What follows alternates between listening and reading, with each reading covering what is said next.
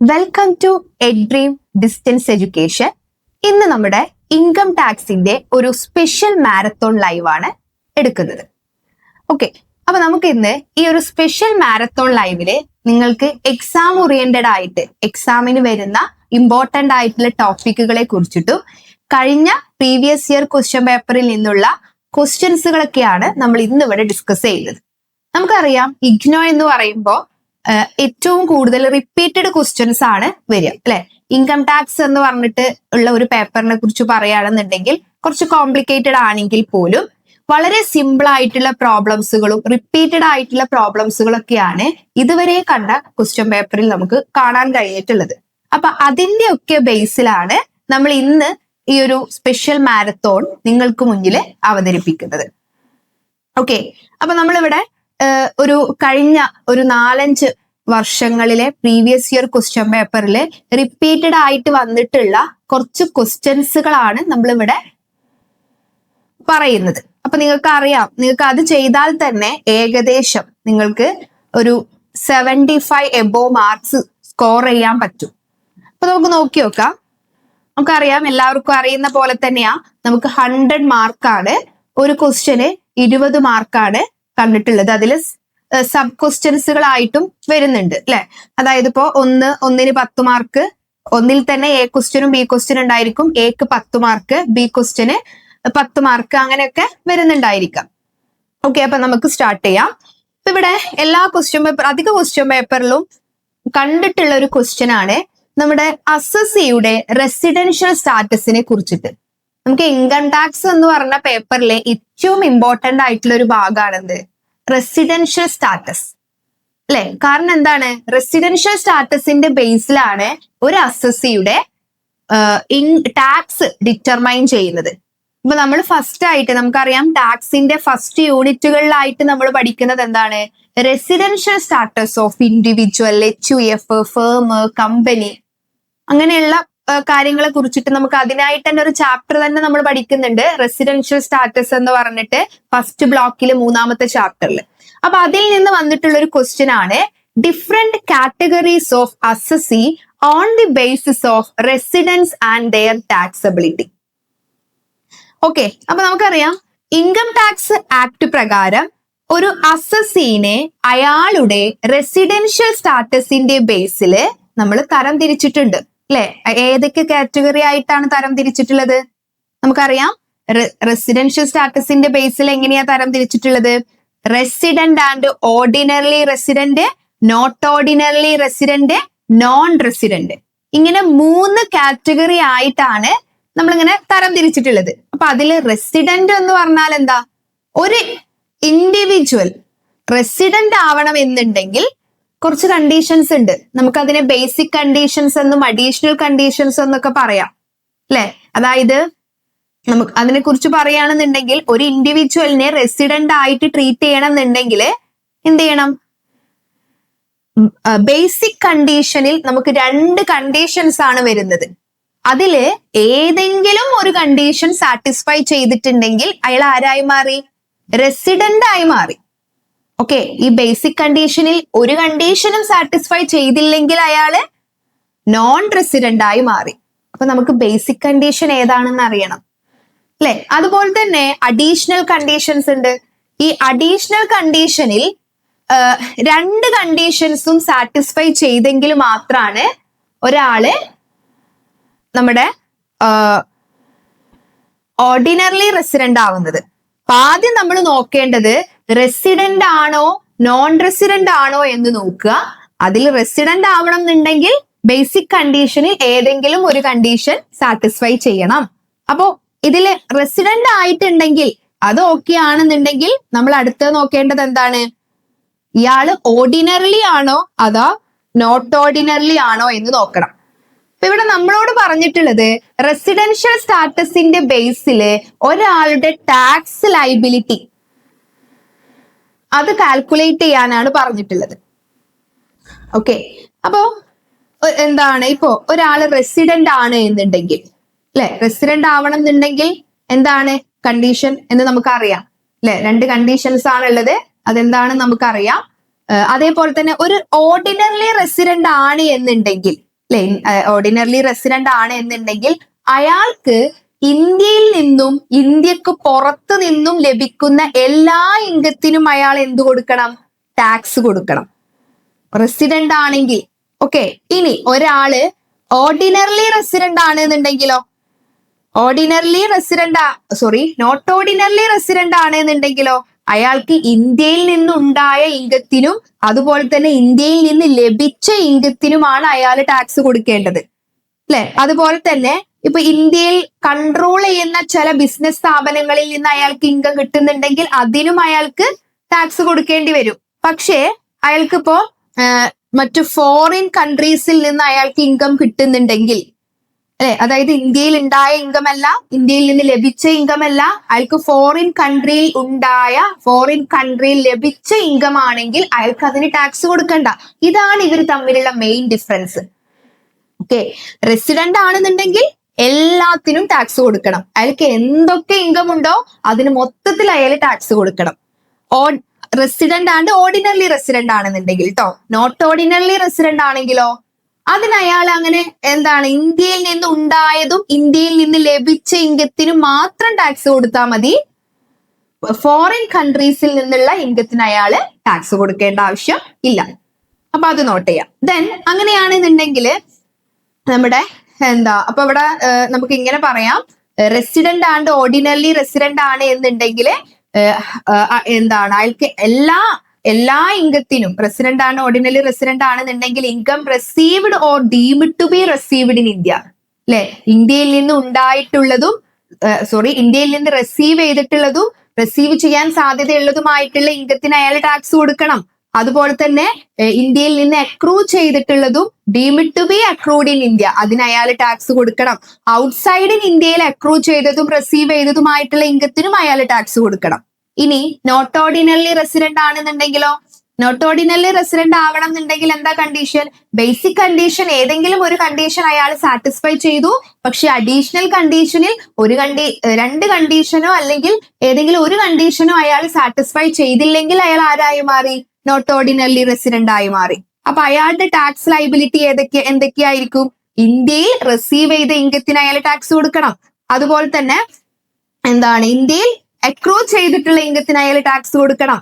അതുപോലെ തന്നെ ഇന്ത്യയിൽ കൺട്രോൾഡ് ആയിട്ടുള്ള ബിസിനസ്സിൽ നിന്ന് അയാൾക്ക് എന്തെങ്കിലും ഇൻകം കിട്ടുന്നുണ്ടെങ്കിൽ അതിന് അയാൾ ടാക്സ് കൊടുക്കണം. പക്ഷെ ഫോറിൻ ഇൻകത്തിന് അയാള് ടാക്സ് കൊടുക്കേണ്ട ആവശ്യമില്ല. ഇനി നോൺ റെസിഡന്റ് ആണ് എന്നുണ്ടെങ്കിലോ, a person who does not satisfy the condition for being a resident is known as a non resident. നമുക്ക് അറിയാമത്, അതായത് ബേസിക് കണ്ടീഷനിൽ ഏതെങ്കിലും ഒരു കണ്ടീഷൻ സാറ്റിസ്ഫൈ ചെയ്യണമെന്നാ, അതിൽ ഒരു കണ്ടീഷനും സാറ്റിസ്ഫൈ ചെയ്തില്ലെങ്കിൽ അയാൾ ആരായി മാറി? അയാള് നോൺ റെസിഡന്റ് ആയി മാറി. അപ്പൊ അയാളുടെ ടാക്സ് ലൈബിലിറ്റി എങ്ങനെയാണ്?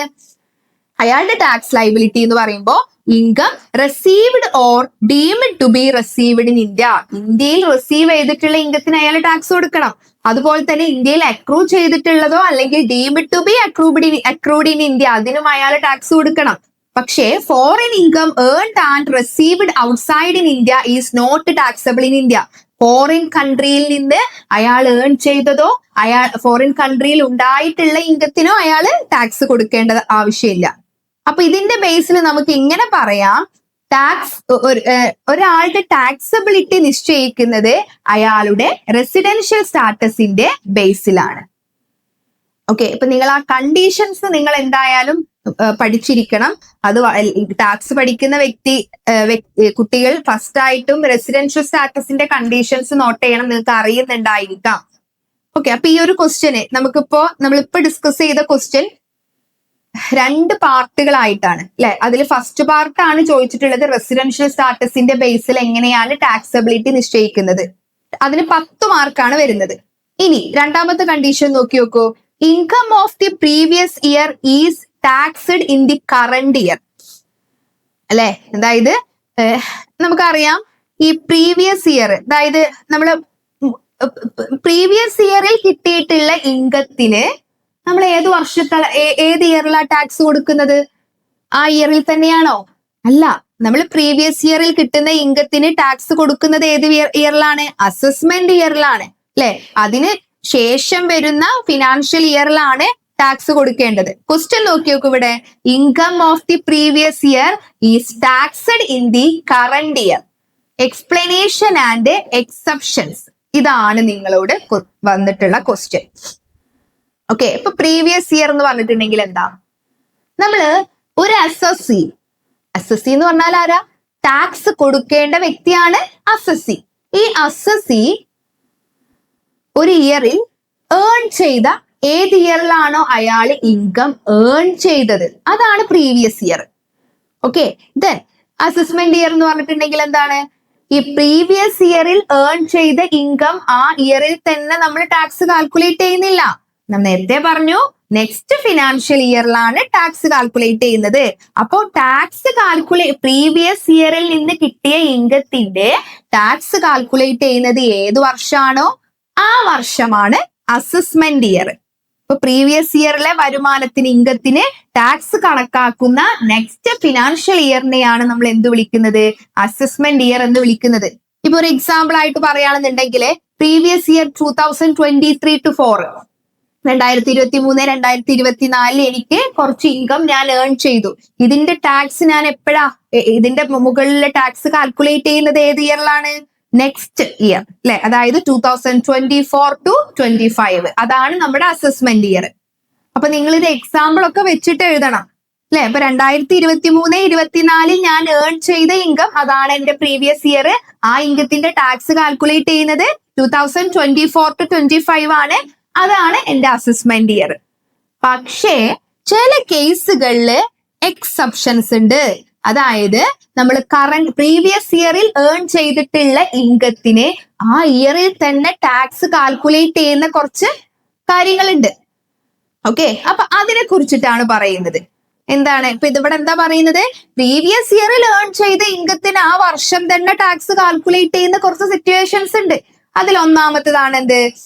Shipping business of non residents അല്ലെ.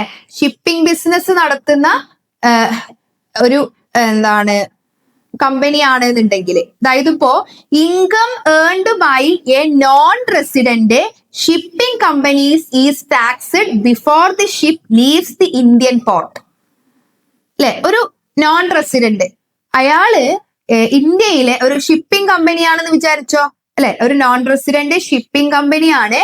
അയാൾക്ക് ആ ഷിപ്പിംഗ് കമ്പനിയിൽ നിന്ന് ഏൺ ചെയ്തിട്ടുള്ള ഇൻകം ഏത് ഇയർ ആണോ, ഇപ്പൊ 2023-24 അയാൾ ഷിപ്പിംഗ് കമ്പനിയിൽ നിന്ന് ഏൺ ചെയ്ത ഇൻകം അയാൾ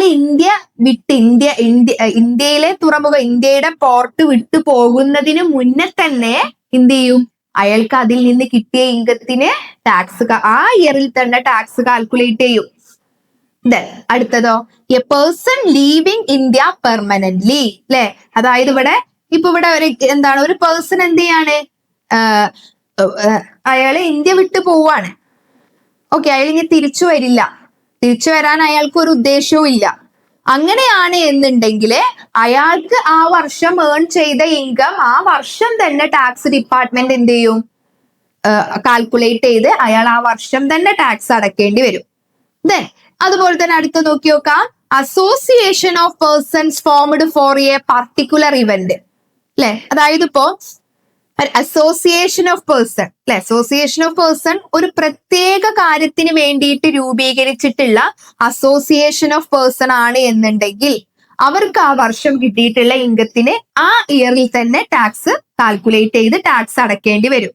പിന്നെ ചില ആളുകൾ ഉണ്ടായിരിക്കും എന്ത്, a person likely to transfer assets to avoid tax അല്ലെ. അവിടെ എന്താണ്, ഈ അസറ്റ് ട്രാൻസ്ഫർ ചെയ്യാൻ നോക്കും, ടാക്സ് അവോയ്ഡ് ചെയ്യാം എന്നുള്ള ലക്ഷ്യം വെച്ചിട്ട് അസറ്റ് ട്രാൻസ്ഫർ ചെയ്യുന്ന ഒരു വ്യക്തിയാണെന്നുണ്ടെങ്കിൽ അയാൾക്ക് കിട്ടിയിട്ടുള്ള ഇൻകത്തിന്റെ ടാക്സ് ആ ഇയറിൽ തന്നെ നമ്മൾ കാൽക്കുലേറ്റ് ചെയ്യും. പിന്നെ അതുപോലെ തന്നെ എന്താണ്, അസസിങ് ഓഫീസർക്ക്, ഇൻകം ടാക്സ് ഓഫീസർക്ക് തോന്നുകയാണ് ഒരു പേഴ്സൺ ടാക്സ് അവോയ്ഡ് ചെയ്യാൻ വേണ്ടിയിട്ട് അസറ്റ് ഡിസ്പോസ് ചെയ്യുന്നുണ്ട് എന്ന് തോന്നുകയാണ് എന്നുണ്ടെങ്കിൽ ആ വർഷം തന്നെ അയാളുടെ മുകളിൽ ടാക്സ് കാൽക്കുലേറ്റ് ചെയ്ത് അയാൾക്ക് ടാക്സ് അടക്കാൻ നിർബന്ധിതനാക്കും.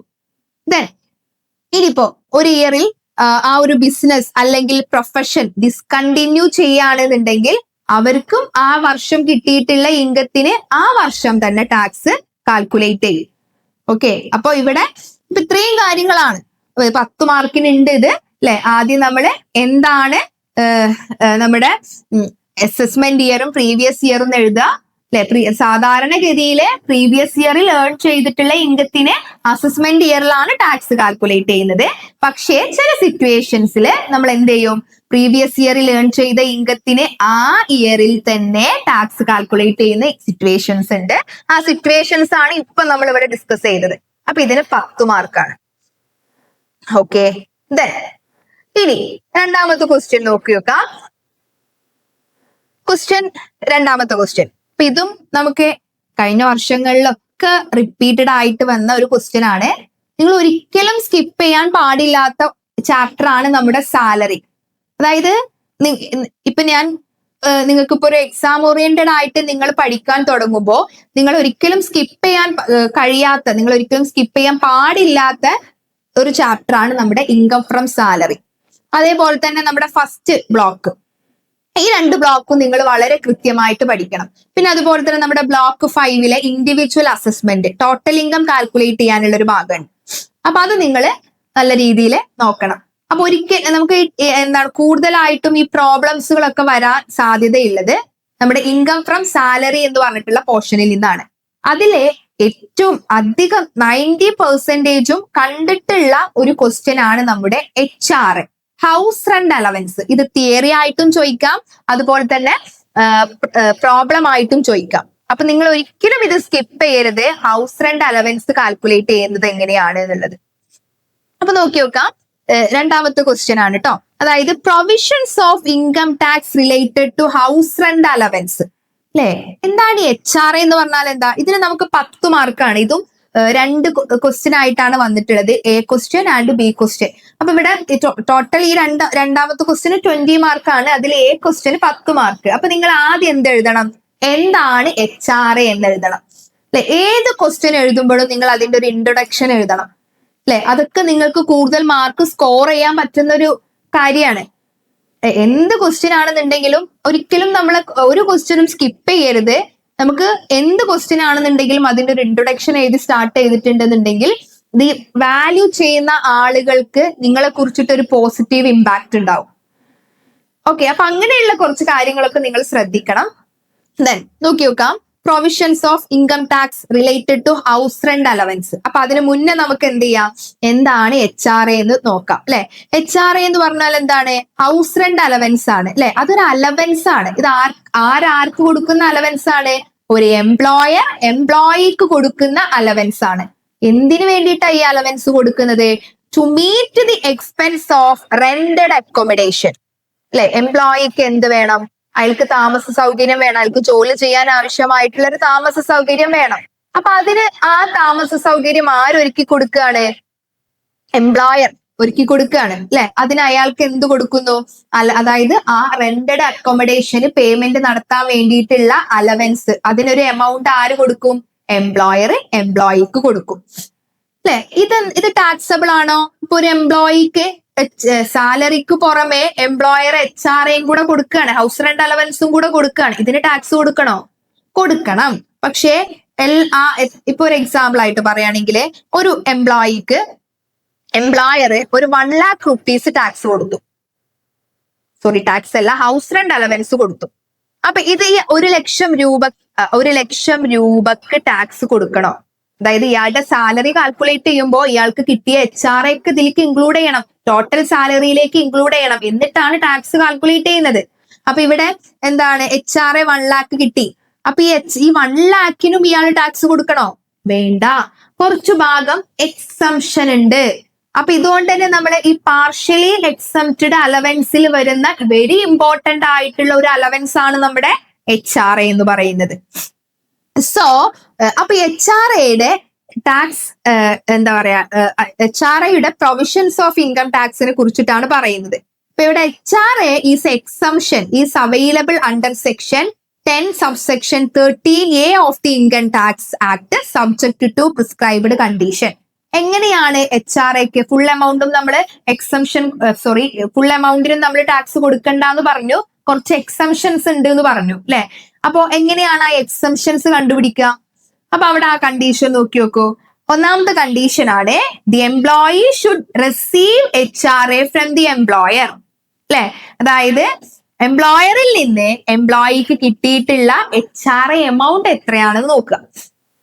ഓക്കെ, ദെൻ ഇപ്പൊ ഒരു എക്സാമ്പിൾ ആയിട്ട് പറയുകയാണെന്നുണ്ടെങ്കിൽ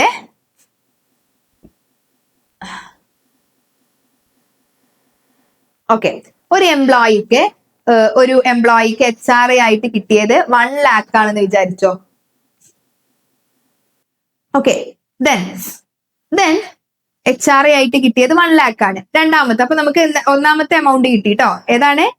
എത്രയാണ് ആക്ച്വൽ HRA ആയിട്ട് എംപ്ലോയിക്ക് കിട്ടിയത്, അതെടുക്കുക. ദെൻ അടുത്തത് നോക്കി നോക്കാം. Employee should actually pay rent for the accommodation. Okay, and അതായത് എത്ര രൂപയാണ് എംപ്ലോയി വാടകയായിട്ട് കൊടുക്കുന്നത്, അല്ലെ? Rent paid minus 10% of salary. Okay, then അതുപോലെ തന്നെ ശ്രദ്ധിക്കുക, സോറി, അതിന് മുന്നേ വേറൊരു കാര്യം കൂടെ നോക്കണം. നമ്മളിപ്പോ ഇവിടെ എന്താ പറയാ, ഓക്കെ, ഈ കണ്ടീഷൻസ് പറയുന്നതാണ് കേട്ടോ. കണ്ടീഷൻസ് ആണ് ഇപ്പൊ നമ്മൾ ഡിസ്കസ് ചെയ്യുന്നത്. HRA എക്സംഷൻ കിട്ടണം എന്നുണ്ടെങ്കിലുള്ള കണ്ടീഷൻസ് ആണ് കേട്ടോ ഡിസ്കസ് ചെയ്യുന്നത്. അതിൽ ഒന്നാമത്തതാണ് എന്ത്? The employee should receive HRA from the employer. Okay, അതായത് ഈ HRA എംപ്ലോയിക്ക് എംപ്ലോയറിൽ നിന്ന് കിട്ടിയതാവണം, എങ്കിലേ എക്സംഷൻ ഉള്ളൂ, അല്ലെ? അതായത് ഹൗസ് റെന്റ് അലവൻസ് കിട്ടണത് ഒരു എംപ്ലോയർ ആയിരിക്കണം എംപ്ലോയിക്ക് കൊടുക്കേണ്ടത്. രണ്ടാമത്തത് എന്താണ്? The employee should actually pay rent for the accommodation occupied, അല്ലെ? അതായത് എന്ത് ചെയ്യണം?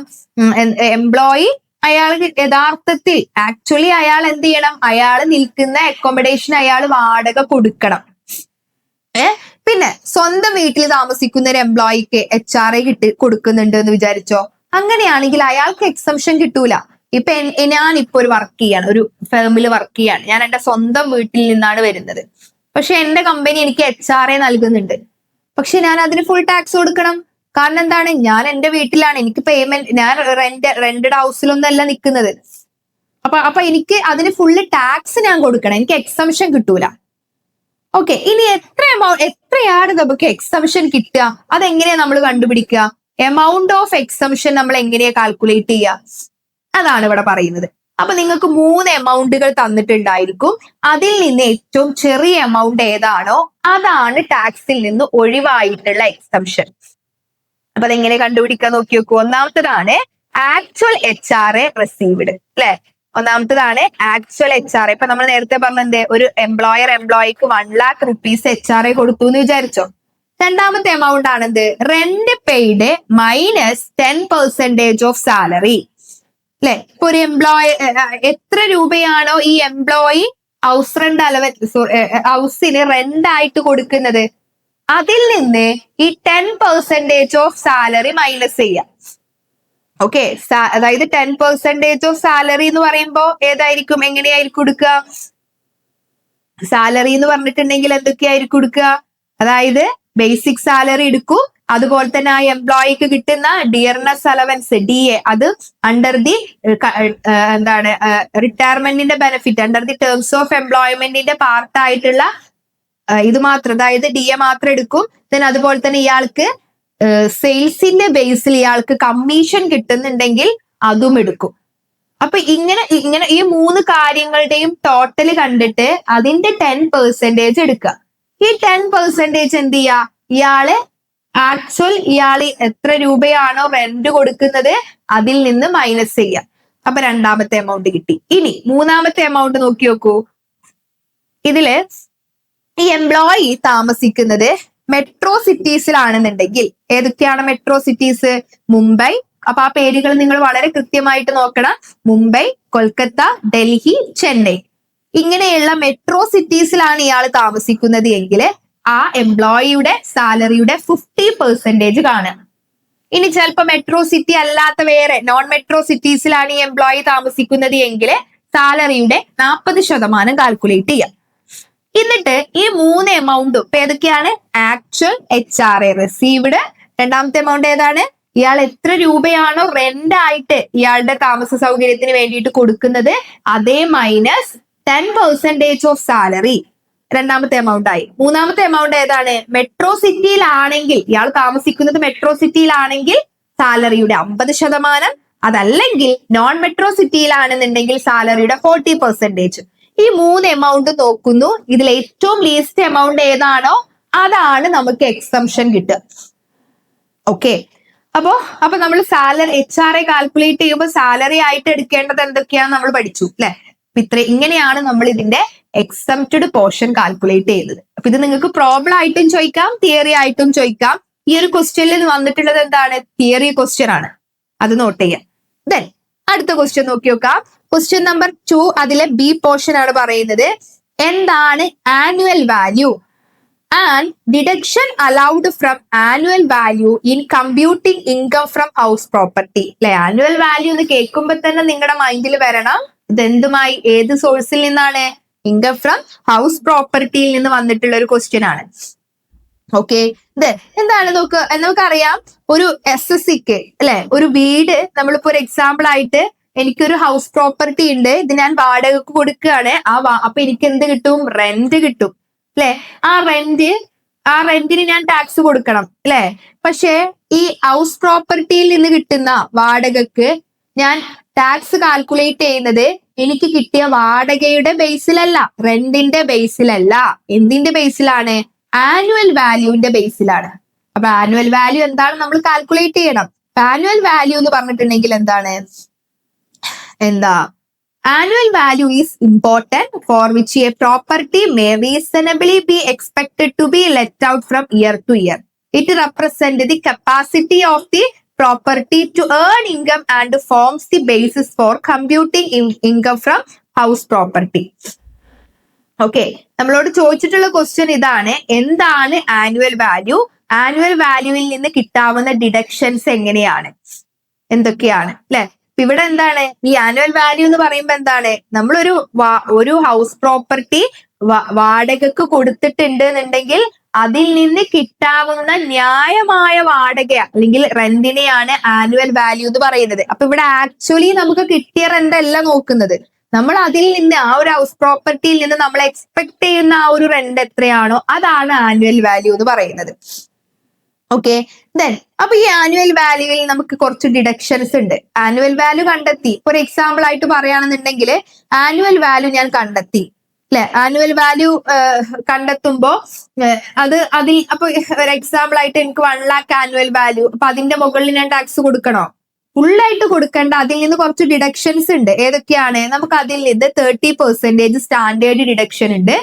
അതുപോലെ തന്നെ സെക്ഷൻ 24B പ്രകാരം നമ്മളിപ്പോ ഈ ഹൗസ്, ഈ റെന്റിന് കൊടുത്തിട്ടുള്ള ഹൗസ് ഞാനിപ്പോ ലോണ് എടുത്തിട്ടാണ് ഉണ്ടാക്കിയിട്ടുള്ളത് എങ്കിൽ അതിൽ ഞാൻ എന്തിനെങ്കിലും ഇൻട്രസ്റ്റ് കൊടുക്കുന്നുണ്ട് എന്നുണ്ടെങ്കിൽ അതും എനിക്ക് അവിടെ കുറക്കാവുന്നതാണ്. ഓക്കെ, അപ്പോ ഈ ആനുവൽ വാല്യൂ എങ്ങനെയാണ് കാൽക്കുലേറ്റ് ചെയ്യുക? അപ്പൊ അതും നിങ്ങൾ എഴുതേണ്ടി വരും അല്ലെ.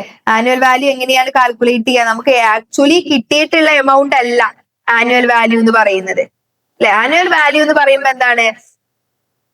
ഇപ്പൊ ഒരു എക്സാമ്പിൾ ആയിട്ട് പറയുകയാണെന്നുണ്ടെങ്കിൽ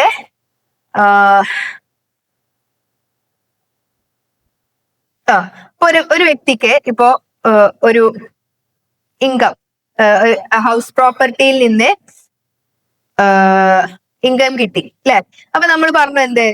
അയാളുടെ ആനുവൽ വാല്യൂവിന്റെ ബേസിലാണ് ഇൻകം കാൽക്കുലേറ്റ് ചെയ്യുന്നത് അല്ലെ. അപ്പൊ എങ്ങനെയാണ് ആനുവൽ വാല്യൂ കണ്ടുപിടിക്കുക? ആദ്യം നിങ്ങൾ എന്ത് ചെയ്യാ, അയാൾക്ക് കിട്ടിയിട്ടുള്ള ആക്ച്വൽ അല്ലെ, അതായത് അയാൾക്ക് കിട്ടിയിട്ടുള്ള ആക്ച്വൽ റെന്റ് എത്രയാണ് നോക്കുക അല്ലെ. ദെൻ എന്താണ്? ദെൻ അതിൽ നിന്ന് എക്സ്പെക്റ്റഡ് റെന്റ് നോക്കുക.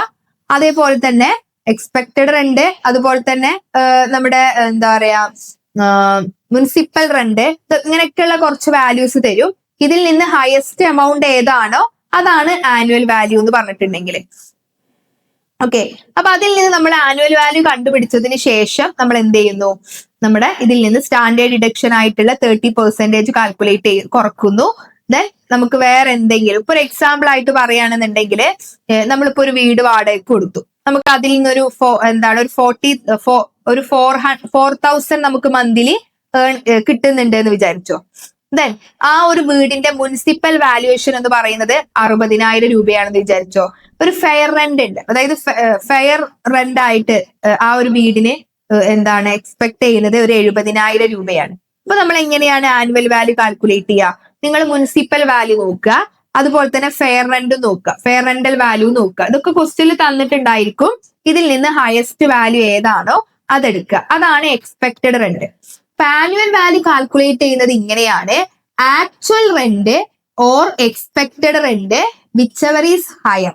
ഇതാണ് ആനുവൽ വാല്യൂന്റെ കാൽക്കുലേറ്റ് ചെയ്യാനുള്ള ഇക്വേഷൻ എന്ന് പറയുന്നത്. അപ്പൊ ഈ എക്സ്പെക്ടഡ് റെന്റ് നമ്മൾ എങ്ങനെയാ കാൽക്കുലേറ്റ് ചെയ്യുക? Municipal value or fair rent, ഇത് രണ്ടും നോക്കുക. ഇതിൽ ഹയസ്റ്റ് വാല്യൂ ഏതാണോ അതാണ് എക്സ്പെക്ടഡ് റെന്റ്. ഇനി ഈ എക്സ്പെക്ടഡ് റെന്റും ആക്ച്വൽ റെന്റും കൂടെ നോക്കി നോക്കുക. അപ്പൊ ഈ എക്സ്പെക്ടഡ് റെന്റും ആക്ച്വൽ റെന്റും നിന്നും ഏറ്റവും കൂടുതൽ എമൗണ്ട് ഏതാണോ അതാണ് ആനുവൽ വാല്യൂ. അപ്പൊ നിങ്ങൾ അത് മറക്കരുത്. ആദ്യം നിങ്ങൾ എക്സ്പെക്ടഡ് റെന്റ് കാണുക. എക്സ്പെക്ടഡ് റെന്റ് കാണുന്നത് എങ്ങനെയാണ്? മുനിസിപ്പൽ റെന്റ്, സ്റ്റാൻഡേർഡ് റെന്റ്, ഇത് രണ്ടും കൂടെ കമ്പയർ ചെയ്യുക. ഇതിൽ ഹയസ്റ്റ് എമൗണ്ട് എടുക്കുക. ഈ ഹയസ്റ്റ് എമൗണ്ടും ആക്ച്വൽ റെന്റും കൂടെ കമ്പയർ ചെയ്യുക. അത് ഇതിലെ ഹയസ്റ്റ് വാല്യൂ ആണ് എന്ത്? നമ്മുടെ ആനുവൽ വാല്യൂ. ഇനി ആനുവൽ വാല്യൂയിൽ നിന്ന് 30% ഡിഡക്ഷൻ കുറക്കാം സെക്ഷൻ 24 സബ്സെക്ഷൻ എ പ്രകാരം. പിന്നെ അതുപോലെ തന്നെ interest on borrowed capital section 24 subsection B പ്രകാരമുള്ള ഡിഡക്ഷനും നമുക്ക് കുറക്കാവുന്നതാണ്. ഓക്കെ, അപ്പൊ ഇതില് നോക്കി നോക്കാം. Formula for computing from income from house property, അതും ക്വസ്റ്റ്യനിൽ വന്നിട്ടുണ്ട്. ആദ്യം നമ്മൾ എങ്ങനെയാണ് ഇൻകം ഫ്രം ഹൗസ് പ്രോപ്പർട്ടിയുടെ ഇൻകം കാൽക്കുലേറ്റ് ചെയ്യുക, അതിന്റെ ഫോർമുലയാണ്. ആദ്യം നമ്മൾ ഗ്രോസ് ആനുവൽ വാല്യൂ കാൽക്കുലേറ്റ് ചെയ്യുക. ഗ്രോസ് ആനുവൽ വാല്യൂ കാൽക്കുലേറ്റ് ചെയ്യുന്നതാണ് നേരത്തെ നമ്മൾ പറഞ്ഞത്. എങ്ങനെയാണ് കാൽക്കുലേറ്റ് ചെയ്യുന്നത്? ആദ്യം നമ്മൾ എക്സ്പെക്ടഡ് റെന്റ് അല്ലെ, എക്സ്പെക്ടഡ് റെന്റ് അതുപോലെ തന്നെ ആക്ച്വൽ റെന്റും കൂടെ നോക്കുക. ആക്ച്വൽ റെന്റും കൂടെ നോക്കുക. ഇതിൽ ഹയസ്റ്റ് എമൗണ്ട് ഏതാണോ അതാണ് എന്ത്? നമ്മുടെ ആനുവൽ വാല്യൂ, അതാണ് ഗ്രോസ് ആനുവൽ വാല്യൂ എന്ന് പറയുന്നത്. ഓക്കെ, ഇനി നമ്മളിപ്പോ മുനിസിപ്പൽ ടാക്സ്, ഈ ഓണർ അവിടെ ശ്രദ്ധിക്കണം, മുനിസിപ്പൽ ടാക്സ് ഓണർ പേ ചെയ്തിട്ടുണ്ടെങ്കിൽ, ഓക്കെ, അയാള് വേറെ വാടകക്കാരൻ പേ ചെയ്തിട്ടുണ്ടെങ്കിൽ നമുക്ക് മുനിസിപ്പൽ ടാക്സ് കുറക്കാൻ പറ്റൂല. ഓണർ ആണ് മുനിസിപ്പൽ ടാക്സ് പേ ഉള്ളത് എങ്കിൽ നമുക്ക് എന്തെങ്കിലും ഡിഡക്ഷൻ കിട്ടും. ആ ഗ്രോസ് ആനുവൽ വാല്യൂവിൽ നിന്ന് മുനിസിപ്പൽ ടാക്സ് ഓണർ പേ ചെയ്തത് മൈനസ് ചെയ്യുക. അപ്പൊ നമുക്ക് എന്ത് കിട്ടും? നെറ്റ് ആനുവൽ വാല്യൂ കിട്ടും.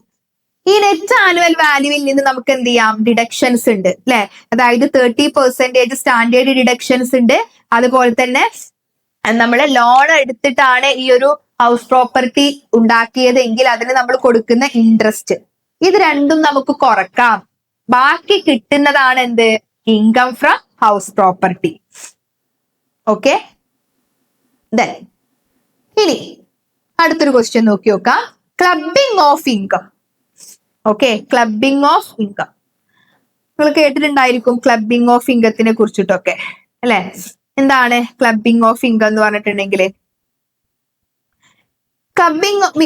ഇതിന്റെ ക്വസ്റ്റ്യൻ ഇതാണ്. ഈ clubbing meaning and circumstances when income of one person is treated as the income of another.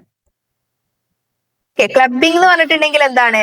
നമ്മൾ ഒരാളുടെ ഇൻകം മറ്റൊരാളുടെ ഇൻകവുമായിട്ട് ക്ലബ് ചെയ്യാണ് അല്ലെ. ഓക്കെ, അപ്പൊ അത് എന്താണ് ഈ ക്ലബിംഗ് ഓഫ് ഇൻകം എന്താണെന്നും, അതുപോലെ തന്നെ ഒരാളുടെ ഇൻകം, ഒരു പേഴ്സന്റെ ഇൻകം മറ്റൊരു പേഴ്സന്റെ ഇൻകവുമായിട്ട് ക്ലബ് ചെയ്യുന്നതിന്റെ ആ ഒരു സിറ്റുവേഷൻസ് ഏതൊക്കെയാണ്, അതിനെ കുറിച്ചിട്ടാണ് ക്വസ്റ്റ്യൻ വന്നിട്ടുള്ളത്. അപ്പൊ നോക്കി നോക്കാം. ആദ്യം നിങ്ങൾ എന്ത് എഴുതണം? ഇതിന്റെ മീനിങ് എഴുതണം അല്ലെ. ക്ലബിംഗ് ഓഫ് ഇൻകത്തിന്റെ മീനിങ് എഴുതണം. ഓക്കെ, അപ്പോ ക്ലബിംഗ് എന്ന് പറഞ്ഞിട്ടുണ്ടെങ്കിൽ എന്താണ്? Including the income of one person in the total income of another person under certain circumstances. These provisions are introduced to prevent tax avoidance by transferring income or asset to another person. അല്ലെ? അതായത് ഒരാളുടെ income മറ്റൊരാളുടെ ഇൻകത്തിൽ ചേർത്ത് tax കണക്കാക്കുന്ന ഒരു സിസ്റ്റത്തിനെയാണ് നമ്മൾ clubbing എന്ന് പറയുന്നത്. അപ്പൊ ഇത് ഇൻകം ടാക്സ് ആക്ടിലെ സെക്ഷൻ 60 മുതൽ 64 വരെയുള്ള ആ ഒരു സെക്ഷനിലാണ് ക്ലബിങ്ങിനെ കുറിച്ചിട്ട് ഉൾപ്പെടുത്തിയിട്ടുള്ളത്. അപ്പൊ ഇതിന്റെ ലക്ഷ്യം എന്തിനാ ഇപ്പൊ ഇങ്ങനെ ക്ലബ് ചെയ്യുന്നതിന്റെ ലക്ഷ്യം എന്താണ്? ഈ ടാക്സ് അവോയ്ഡൻസ് ഇല്ലാതാക്കാൻ വേണ്ടിയിട്ട്, ടാക്സ് തട്ടിപ്പ് തടയാൻ വേണ്ടിയിട്ട് ആണ് ഇങ്ങനെ ഒരു വ്യക്തിയുടെ ഇൻകം മറ്റൊരു വ്യക്തിയുടെ ഇൻകത്തിന്റെ കൂടെ ടാക്സ് മീൻസ് കൂട്ടിച്ചേർത്ത് അതിന്റെ മുകളിൽ ടാക്സ് കാൽക്കുലേറ്റ് ചെയ്യുന്നത്. ഓക്കെ, ഇത് എപ്പോഴൊക്കെയാണ് ഈ ഒരു സിസ്റ്റം നടക്കുക? അതായത് ഇപ്പോ എന്താണ്, ഏതൊക്കെ സിറ്റുവേഷൻസിലാണ് ഇങ്ങനെ ഒരു പേഴ്സന്റെ ഇൻകത്തിനോടൊപ്പം മറ്റൊരു പേഴ്സന്റെ ഇൻകം കൂട്ടിയിട്ട് അതിന്റെ മുകളിൽ ടാക്സ് കാൽക്കുലേറ്റ് ചെയ്യുന്നത്? അങ്ങനെയുള്ള കുറച്ച് കണ്ടീഷൻസ് ആണ് പറയുന്നത്. ഒന്നാമത്തതാണ് transfer of income without transfer of asset, അല്ലെ? അതായത് ഇപ്പൊ ഒരു വ്യക്തി when a person transfers only the income from asset to another person without transferring ownership of the asset.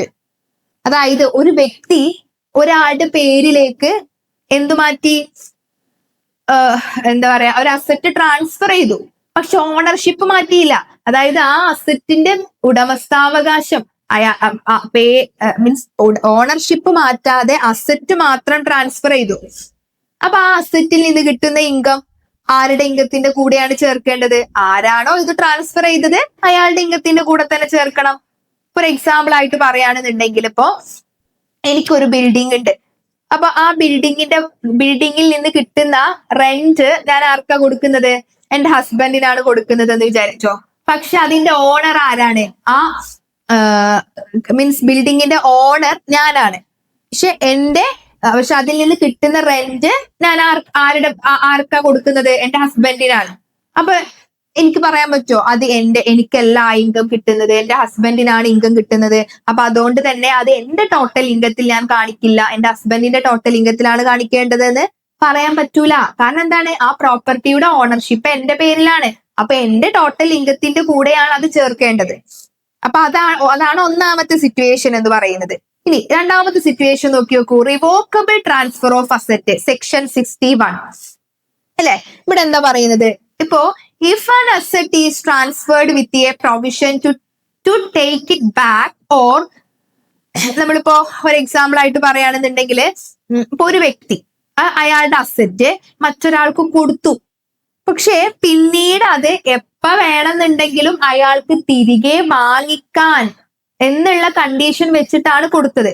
ഇപ്പൊ ഞാൻ എന്റെ ഭർത്താവിന്റെ പേരിലേക്ക് എന്ത് ചെയ്യാണ്? എന്റെ ഒരു പ്രോപ്പർട്ടി മാറ്റി, പക്ഷെ എപ്പോ വേണമെങ്കിലും എനിക്കത് റിവോക്ക് ചെയ്യാം, തിരിച്ചെനിക്കത് തന്നെ വാങ്ങാം എന്നുള്ള കണ്ടീഷൻ വെച്ചിട്ടാണ് മാറ്റിയത് എങ്കിൽ ആ അസറ്റിൽ നിന്ന് കിട്ടുന്ന ഇൻകം ആരുടെ ടോട്ടൽ ഇൻകത്തിന്റെ കൂടെയാണ് ചേർക്കേണ്ടത്? എന്റെ ടോട്ടൽ ഇൻകത്തിന്റെ കൂടെയാണ് ചേർക്കേണ്ടത്.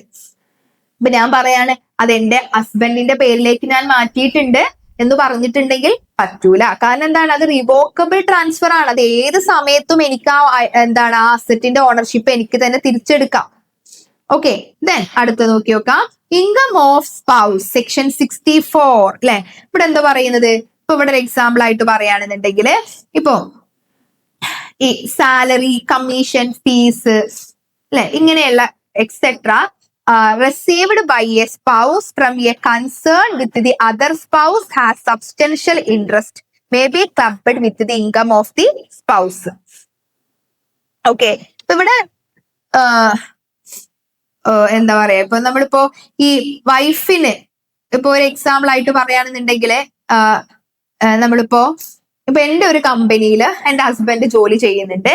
അപ്പൊ അയാൾക്ക് ഞാൻ കൊടുക്കുന്ന സാലറി, കമ്മീഷൻ, അല്ലെ, അത് എന്താണ്, നമുക്ക് ആ ഒരു ഫേമിൽ ഓൾറെഡി എന്റെ കമ്പനിയാണ്. അപ്പൊ അങ്ങനെ കൊടുക്കുന്ന ആ ഒരു സാലറി ഞാൻ എന്താ ചെയ്യുന്നത്? അത് എന്റെ പേരിൽ തന്നെ ആണ് അതിന് ഇൻകം ഞാൻ കാൽക്കുലേറ്റ് ചെയ്യേണ്ടത്. അതൊരു പ്രൊഫഷണൽ ആയിട്ട് ഇപ്പൊ എന്റെ ഹസ്ബൻഡ് ഒരു പ്രൊഫഷണൽ ഫീൽഡിൽ വർക്ക് ചെയ്യുന്ന ആളാണെന്നുണ്ടെങ്കിൽ അപ്പൊ അയാൾക്ക് കൊടുക്കുന്ന സാലറി നമുക്ക് ഉൾപ്പെടുത്തേണ്ടതില്ല. അതല്ലാതെ എനിക്ക് എന്റെ കമ്പനിയിൽ എന്റെ ഹസ്ബൻഡ്, എന്റെ സ്പൗസ് അല്ലെങ്കിൽ വൈഫ് വർക്ക് ചെയ്യുന്നുണ്ടെങ്കിൽ അയാൾക്ക് കൊടുക്കുന്ന കമ്മീഷൻ, സാലറീസ്, ഫീസ് ഒക്കെ നമ്മള് ആർക്കാണോ ആ ഒരു കമ്പനിയില് ഓണർഷിപ്പ് ഉള്ളത് അയാളുടെ ഇൻകത്തിന്റെ കൂടെയാണ് ക്ലബ് ചെയ്യേണ്ടത്. ദെൻ ഇനി അടുത്ത് നോക്കി നോക്കാം, ഇൻകം ഓഫ് മൈനർ ചൈൽഡ് അല്ലെ. അതായത് ഇപ്പൊ എന്താണ്, ഇപ്പൊ സാധാരണയായി ഇപ്പൊ ഒരു മൈനർ ചൈൽഡ്, പ്രായപൂർത്തിയാകാത്ത ഒരു കുട്ടിയുടെ ഇൻകം എന്ന് പറയുന്നത് അവരുടെ പാരന്റ്സിന്റെ ഇൻകത്തിന്റെ കൂടെയാണ് അത് കൂട്ടിച്ചേർക്കേണ്ടത്. അപ്പൊ ഏത് പാരന്റിന്റെ കൂടെയാ കൂട്ടേണ്ടത്? മദറിന്റെ ആണോ ഫാദറിന്റെ ആണോ എന്നൊരു ഡൗട്ട് വരും. ഏറ്റവും കൂടുതൽ ഇൻകം വാങ്ങിക്കുന്ന പാരന്റ് ആരാണോ അവരുടെ ഇൻകത്തിന്റെ കൂടെയാണ് ഈ മൈനർ ചൈൽഡിന്റെ ഇൻകം കൂട്ടേണ്ടത്. ദെൻ അടുത്ത് നോക്കി നോക്കാം, transfer of asset for the benefit of spouse അല്ലെ.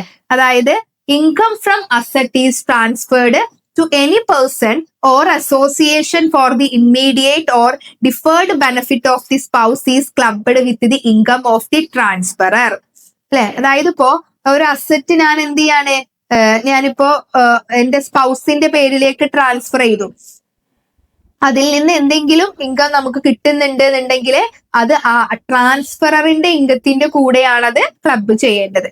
പിന്നെ അതുപോലെ തന്നെ അടുത്തൊരു സിറ്റുവേഷൻ ആണ് സെക്ഷൻ 64 അല്ലെ 1 പറയുന്നത്, transfer of asset for the benefit of sons wife അല്ലെ.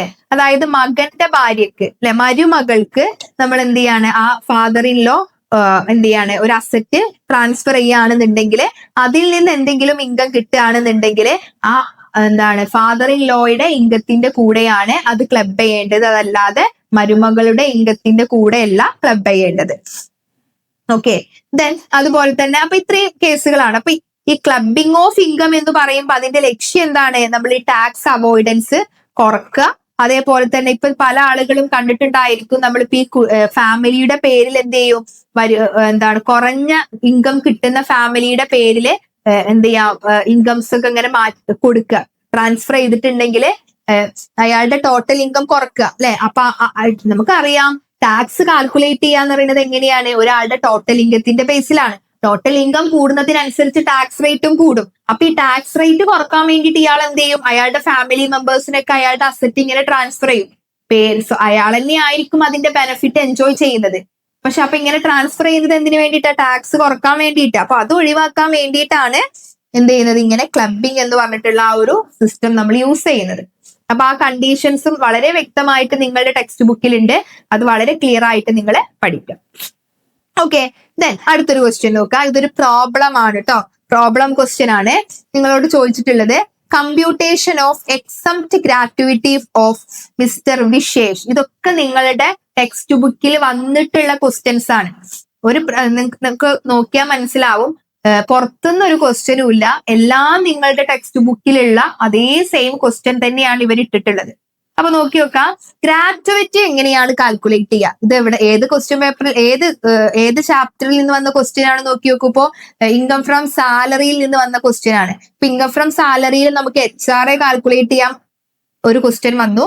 ദെൻ രണ്ടാമത്തേതാണ് കൂടുതൽ പ്രോബ്ലംസും കണ്ടിട്ടുള്ളത് ഇൻകം ഫ്രം സാലറിയിൽ നിന്നാണ്. HRA ഒക്കെ പ്രോബ്ലം ആയിട്ട് ചോദിക്കാൻ ചാൻസ് വളരെ കൂടുതലാണ് കേട്ടോ. ദെൻ ഗ്രാറ്റുവിറ്റി അല്ലെ. അപ്പോ ഗ്രാറ്റുവിറ്റി എങ്ങനെയാ നമ്മൾ കാൽക്കുലേറ്റ് ചെയ്യുക? അപ്പൊ നിങ്ങൾക്ക് ക്വസ്റ്റ്യനിൽ തന്നിട്ടുള്ളത് എന്തൊക്കെയാണ്? Gratuity received. ഇപ്പൊ ഒരു വ്യക്തിക്ക്, അതായത് വിശേഷിന് ഗ്രാറ്റുവിറ്റി കിട്ടിയത് എത്രയാണ് നോക്കി നോക്കൂ, 5,76,000 ആണ് അല്ലെ. അതായത് 5,76,000 ആണ്. ദെൻ അയാൾ എന്നാണ് ഇത് റിട്ടയർ ചെയ്തത് നോക്കി നോക്കൂ. ആൻഡ് അതായത് 23 ജൂൺ 2023 ഇയാള് റിട്ടയർ ചെയ്തത്. ഓക്കെ, ദെൻ ഇയാളുടെ സർവീസ് പീരീഡ് നോക്കി നോക്കൂ, 34 ഇയേഴ്സ്, 34 വർഷവും 9 മന്ത്സും 23 ഡേയ്സും ആണ് ഇയാളുടെ സർവീസ് പീരീഡ് എന്ന് പറയുന്നത്. ഓക്കെ, ദെൻ ഇയാളുടെ ബേസിക് സാലറി, ഇയാൾക്ക് മാസം 30,000 രൂപ ബേസിക് സാലറി കിട്ടുന്നുണ്ട്. അതും DA കിട്ടുന്നുണ്ട്. എത്രയാണ്? 7,200 പെർ മന്ത് ഇയാൾക്ക് DA കിട്ടുന്നുണ്ട്. പിന്നെ ഇയാൾക്ക് എല്ലാ വർഷവും ജനുവരി 1 1,200 രൂപ വെച്ചിട്ട് സാലറി ഇൻക്രിമെന്റ് ഉണ്ട്. ഓക്കെ, ദെൻ പിന്നെ എന്താ നമുക്ക് തന്നിട്ടുള്ളത്? ഈ ഗ്രാറ്റുവിറ്റി ഇയാൾക്ക് കിട്ടുന്നത് ഗ്രാറ്റുവിറ്റി ആക്ട് 1972 പ്രകാരം അല്ല. ഓക്കെ, ഇതാണ് ക്വസ്റ്റ്യൻ. നമ്മൾ ഗ്രാറ്റുവിറ്റിയിൽ നിന്നൊരു ക്വസ്റ്റ്യൻ വരുമ്പോൾ നിങ്ങൾ ശ്രദ്ധിക്കേണ്ട വെരി ഇമ്പോർട്ടന്റ് ആയിട്ടുള്ള ഒരു കാര്യം എന്തൊക്കെയാന്ന് ചോദിച്ചിട്ടുണ്ടെങ്കിൽ, ഈ എംപ്ലോയി ഗവൺമെന്റ് എംപ്ലോയി ആണോ എന്ന് നോക്കുക. ഗവൺമെന്റ് എംപ്ലോയി ആണെന്നുണ്ടെങ്കിൽ അയാൾക്ക് ഗ്രാറ്റുവിറ്റി കിട്ടുകയാണെന്നുണ്ടെങ്കിൽ അയാൾ അതിന് ടാക്സ് കൊടുക്കണ്ട. ടാക്സ് കൊടുക്കുന്നത് ആർക്കാണ്? കൊടുക്കേണ്ടത് ആർക്കാണ്? ഒരു നോൺ ഗവൺമെന്റ് എംപ്ലോയി ആണെങ്കിലാണ് എന്ത് കൊടുക്കേണ്ടത്? ടാക്സ് കൊടുക്കേണ്ടത്. അപ്പോ നോൺ ഗവൺമെന്റ് എംപ്ലോയി ആണ് എന്നുണ്ടെങ്കിൽ ഫുൾ എമൗണ്ട് ഒന്നും ടാക്സ് കൊടുക്കണ്ട അല്ലെ. അതിൽ നിന്ന് കുറച്ച് ഭാഗം ടാക്സ്, കുറച്ച് എമൗണ്ടിന് മാത്രം ടാക്സ് കൊടുത്താൽ മതി. ബാക്കി എമൗണ്ട് നമുക്ക് എക്സംഷൻ കിട്ടും, HRA ഡിസ്കസ് ചെയ്ത പോലെ തന്നെ. അപ്പൊ ഇവിടെ നമ്മൾ ശ്രദ്ധിക്കേണ്ട കാര്യം, നോൺ ഗവൺമെന്റ് എംപ്ലോയി ആണോ എന്ന് നിങ്ങൾ നോക്കിക്കഴിഞ്ഞാല് നിങ്ങൾ പിന്നീട് ശ്രദ്ധിക്കേണ്ട കാര്യം, ഈ ഗ്രാറ്റുവിറ്റി കൊടുക്കുന്നത് ഗ്രാറ്റുവിറ്റി ആക്ട് 1972 പ്രകാരമാണോ എന്ന് നോക്കുക. കാരണം രണ്ടും രണ്ട് ട്രീറ്റ്മെന്റാ. ഇവിടെ ഗ്രാറ്റുവിറ്റി ആക്ട് 1972 പ്രകാരമാണ് ഒരാൾക്ക് ഗ്രാറ്റുവിറ്റി കൊടുക്കുന്നത് എങ്കിൽ വേറെ രീതിയിലാണ് ചെയ്യുക. ഗ്രാറ്റുവിറ്റി ആക്ട് 1972 പ്രകാരമല്ല ഗ്രാറ്റുവിറ്റി കൊടുക്കുന്നത് എങ്കിൽ വേറൊരു രീതിയിലാണ് ചെയ്യുക. ഓക്കെ, ഇപ്പൊ ഇവിടെ നോക്കി നോക്കൂ എങ്ങനെയാണ്. ഇപ്പൊ ഇവിടുത്തെ ക്വസ്റ്റ്യനിൽ നമുക്ക് വളരെ കൃത്യമായിട്ട് തന്നിട്ടുണ്ട് എന്ത്, ഇത് ഗ്രാറ്റുവിറ്റി ആക്ട് പ്രകാരമല്ല അല്ലെ ഇത് തന്നിട്ടുള്ളത്. അപ്പൊ നമുക്ക് ഈ ഒരു പ്രോബ്ലം എങ്ങനെയാ ചെയ്യാൻ നോക്കാം. അപ്പൊ ഇവിടെ ആദ്യം നിങ്ങൾ ചെയ്യേണ്ടത്, ഇയാള് എത്ര വർഷമാണ് ഇയാള് സർവീസിൽ ഇരുന്നിട്ടുള്ളത്? സർവീസ് പീരീഡ് നോക്കി നോക്കൂ, 34 ഇയേഴ്സും 9 മന്ത്സും 23 ഡേയ്സും. അപ്പൊ ഇവിടെ നമ്മളോട് പ്രത്യേകം എടുത്തു പറയുന്നുണ്ട്, ഗ്രാറ്റുവിറ്റി ആക്ടിന്റെ അണ്ടറിൽ അല്ല ഇയാൾക്ക് ഗ്രാറ്റുവിറ്റി കൊടുക്കുന്നത് എന്ന് അല്ലെ. അപ്പൊ അങ്ങനെയാണെങ്കിൽ ഗ്രാറ്റുവിറ്റി ആക്ട് അണ്ടറിൽ അല്ല ഇയാൾക്ക് ഗ്രാറ്റുവിറ്റി കിട്ടുന്നതെങ്കിൽ നിങ്ങൾ ഈ ഫ്രാക്ഷൻസ് ഉണ്ടല്ലോ, അതായത് ഇപ്പോ ഇയാളിപ്പോ എത്ര വർഷമാണ് ഇപ്പൊ ഇയാൾ 34 ഇയേഴ്സ് 9 മന്ത്സ് 23 ഡേയ്സ് എന്ന് പറഞ്ഞിട്ടുള്ള ആ ഒരു 9 മന്ത്സ് 23 ഡേയ്സ് എന്ന് പറഞ്ഞ ആ ഭാഗം ഉണ്ടല്ലോ, അത് നിങ്ങൾ സ്കിപ്പ് ചെയ്യാം. ശ്രദ്ധിക്കണം കേട്ടോ, എപ്പോ മാത്രമാണ് ഗ്രാറ്റുവിറ്റി ആക്ടിന്റെ അണ്ടറിലല്ല ഈ ഗ്രാറ്റുവിറ്റി കൊടുക്കുന്നത് എങ്കിൽ മാത്രമാണ്. അപ്പൊ ഇവിടെ നമ്മളോട് പറഞ്ഞു not covered under the payment gratuity act ആണ്. സോ നമ്മൾ എന്ത് ചെയ്യണം, ഈ ഫ്രാക്ഷൻ അങ്ങോട്ട് അവോയ്ഡ് ചെയ്യണം. അപ്പോ ഇയാള്, അതായത് ഈ ഫ്രാക്ഷൻ നമുക്ക് അവോയ്ഡ് ചെയ്യാം. ഇയാളുടെ സർവീസ് പീരീഡ് എന്ന് പറയുമ്പോൾ എത്രയാണ്? 34 ഇയേഴ്സ് ആണ്. 34 ഇയേഴ്സ് മാത്രം എടുക്കുക. ഓക്കെ, ദെൻ അപ്പൊ കംപ്ലീറ്റഡ് ഇയർ എന്ന് പറയുന്നത് എത്രയാണ്? 34 ഇയേഴ്സ് ആണ്. ഇനി സ്റ്റെപ്പ് 2, ഇനി രണ്ടാമത്തത് എന്താണ്? ഇയാളുടെ ആവറേജ് സാലറി. നമ്മൾ ഗ്രാറ്റുവിറ്റി ആക്ടിന്റെ അണ്ടറിൽ അല്ലെങ്കിൽ എങ്ങനെയാണ് ഗ്രാറ്റുവിറ്റി കാൽക്കുലേറ്റ് ചെയ്യുക എന്നാണ് കേട്ടോ നോക്കേണ്ടത്. ഇയാളുടെ 10 മന്ത് ആവറേജ് സാലറി, ഇയാൾ റിട്ടയർ ചെയ്ത മന്തിലെ തൊട്ടു മുന്നത്തെ 10 മാസങ്ങളിലെ ആവറേജ് സാലറി കാൽക്കുലേറ്റ് ചെയ്യാം. അപ്പൊ ഇയാൾ എന്നാ റിട്ടയർ ചെയ്തത്? ഇയാള് റിട്ടയർ ചെയ്ത് നോക്കി നോക്കൂ, സെപ്റ്റംബർ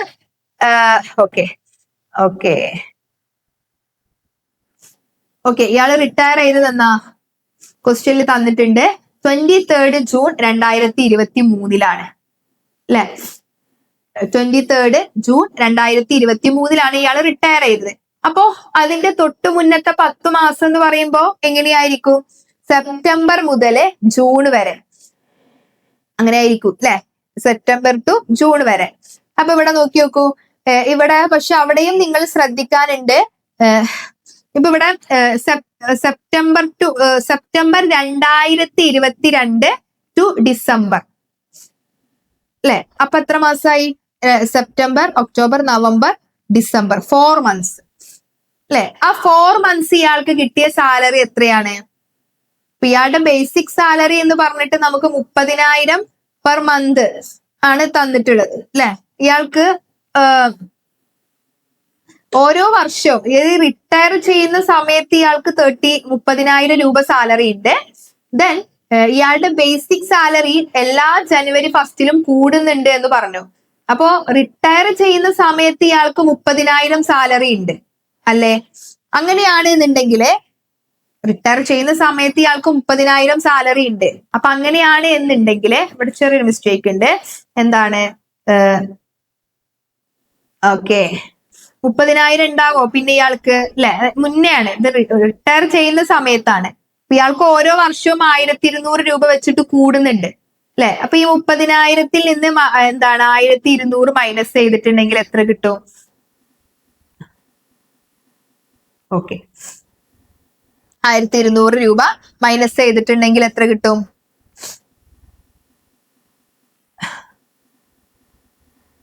30,000 എന്താണ് 28,800 രൂപയാണ് കിട്ടുക അല്ലെ. 28,800 ആണ് കിട്ടുക.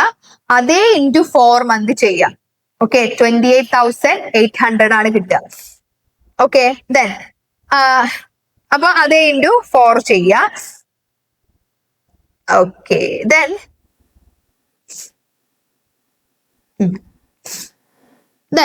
ഇനി അതെന്തുകൊണ്ട് അങ്ങനെ ചെയ്യാൻ കാരണം, നമ്മളിപ്പോ തൊട്ടു മുന്നത്തെ 10 മാസത്തെ സാലറിനെ കുറിച്ചിട്ടാണ് പറയുന്നത്. അപ്പൊ 10 മാസം എന്ന് പറയുമ്പോ ഏത് മുതൽ സ്റ്റാർട്ട് ചെയ്യും? സെപ്റ്റംബർ മുതൽ ജൂൺ വരെയാണ്. അതായത് 2022 സെപ്റ്റംബർ മുതൽ 2023 ജൂൺ വരെയാണ്. ഇവിടെ സെപ്റ്റംബർ എന്ന് പറയുമ്പോ സെപ്റ്റംബർ ടു ഡിസംബർ വരെയാണ് 28,800 അല്ലെ. കാരണം റിട്ടയർ ചെയ്യുന്ന സമയത്തെ സാലറിയാണ് ഈ 30,000. ദെൻ കാരണം ഓരോ ഇയറിന്റെയും ജനുവരി 1 ഇയാൾക്ക് 1,200 വെച്ചിട്ട് കൂടുന്നുണ്ട്. അപ്പോ 2022 ഡിസംബർ വരെ ഇയാൾക്ക് 28,800 രൂപയായിരുന്നു. പിന്നീട് 2023 ജനുവരി 1 എന്ത് ചെയ്തു? 1,200 രൂപ കൂടി. അങ്ങനെയാണ് ഇയാൾക്ക് 30,000 ആയത്. അപ്പൊ ഇവിടെ എങ്ങനെയായിരിക്കും? അപ്പൊ ഇവിടെ ചെറിയൊരു മിസ്റ്റേക്ക് ഉണ്ട്. ഓക്കെ, അപ്പൊ നമുക്ക് ഇവിടെ ജനുവരി മുതൽ ജൂൺ വരെ അല്ലെ 6 മന്ത്. അപ്പൊ എത്ര വരും? 6 മാസം. അപ്പൊ 6 ഇൻറ്റു 30,000 ചെയ്യാം. ഓക്കെ, അപ്പൊ അങ്ങനെ ഇയാളുടെ മൊത്തം ടോട്ടൽ ബേസിക് സാലറി കിട്ടും. ഓക്കെ, ദെൻ അതിന് ശേഷം നമ്മൾ എന്ത് ചെയ്യാണ്? ഡിയർനെസ് അലവൻസ് നോക്കുക അല്ലെ. ഇപ്പൊ ബേസിക് സാലറി കിട്ടി. നമ്മളോട് എന്താ ചോദിച്ചിട്ടുള്ളത്? 10 മാസത്തെ ആവറേജ് സാലറിയാണ് അല്ലെ. അതിന്റെ കൂടെ നമ്മൾ ബേസിക് സാലറി പ്ലസ് ഡി എയും കൂടെ കൂട്ടണം അല്ലെ. ഇപ്പൊ ഇവിടെ എത്രയാണ് ഡി എ എന്ന് തന്നിട്ടുള്ളത്? 7,200 ആണ് അല്ലെ. 7,200 ഇയാൾക്ക് മാസം കിട്ടുന്നുണ്ട്. അപ്പൊ 10 മാസത്തെ ഡി എ എന്ന് പറയുമ്പോ എത്രയായിരിക്കും? 7,200 ഇൻറ്റു 10 മന്ത്സ് 72,000. അപ്പൊ അങ്ങനെ നമുക്ക് എന്ത് ചെയ്യാം? ടോട്ടൽ സാലറി കാണും. ടോട്ടൽ 10 മാസത്തെ സാലറി കാണും. ഇനി ഇതിന്റെ ആവറേജ് സാലറി എങ്ങനെ കാണുക? ടോട്ടൽ 10 മാസത്തെ സാലറി ഡിവൈഡഡ് ബൈ 10 ചെയ്യുക. അപ്പൊ നമുക്ക് ആവറേജ് സാലറി കിട്ടും. ഇനി നമ്മളോട് എന്താ ചോദിച്ചത്? അപ്പൊ ഇതാണ് നമുക്ക് ബേസിക് ആയിട്ടുള്ള കാൽക്കുലേഷൻ വരുന്നത്. ഇനി നമ്മളോട് ഇത് എങ്ങനെയാണ് എക്സംപ്റ്റഡ് പോർഷൻ കാൽക്കുലേറ്റ് ചെയ്യാന്നാണ് കേട്ടോ ക്വസ്റ്റ്യൻ വന്നിട്ടുള്ളത്. അതിൽ ആക്ച്വൽ ഗ്രാറ്റുവിറ്റി ആൾക്ക് എത്ര കിട്ടിയത്? 5,76,000 അല്ലെ. 5,76,000 ഇയാൾക്ക് ആക്ച്വൽ ഗ്രാറ്റുവിറ്റി കിട്ടിയിട്ടുണ്ട്. ഇനി നമുക്ക് ഇവിടെ ശ്രദ്ധിക്കണം കേട്ടോ. Half month average salary of each completed year of service. Okay, നമുക്കിപ്പോ 10 മന്തിലെ സാലറി നമുക്കറിയാം അല്ലെ. 10 മന്തിലെ എത്രയാണ് സാലറിന്റെ 10 മന്ത് ആവറേജ് സാലറിയുടെ നമ്മൾ ഇതെടുത്തിട്ടുണ്ട് അല്ലെ. അതിന്റെ half month average salary calculate ചെയ്യാം. അപ്പൊ എന്നിട്ട് അതിന്റെ 34 കംപ്ലീറ്റഡ് ഇയർ കൊണ്ട് നമ്മൾ അതിനെ മൾട്ടിപ്ലൈ ചെയ്യാം. ദെൻ അടുത്ത എന്താണ്? Maximum limit prescribed by the government 20 lakh ആണ് അല്ലെ. 20 ലക്ഷമാണ് ഗവൺമെന്റ് പ്രിസ്ക്രൈബ് ചെയ്തിട്ടുള്ള മാക്സിമം ലിമിറ്റ് എന്ന് പറയുന്നത്.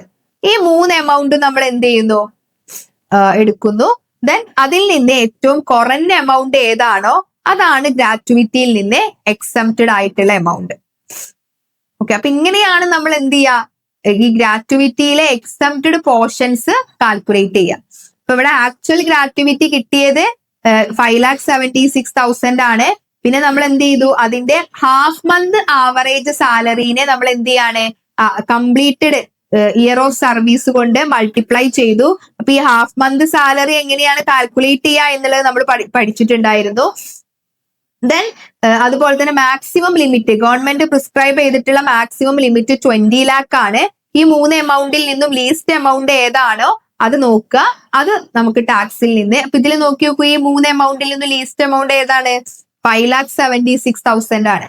അതായത് മൊത്തം എമൗണ്ടിന് നമ്മൾ ടാക്സ് കൊടുക്കേണ്ട ചെറിയ, അതായത് ഇവിടുത്തെ ടാക്സബിൾ ഗ്രാറ്റുവിറ്റി എന്ന് പറയുന്നത് 0 ആണ് അല്ലെ. നമുക്ക് കിട്ടിയ എമൗണ്ട് ആണ് ഇതിൽ ഏറ്റവും ചെറിയ എമൗണ്ട്. അപ്പൊ അതിന് നമ്മൾ ടാക്സ് കൊടുക്കേണ്ട ആവശ്യം വരുന്നില്ല.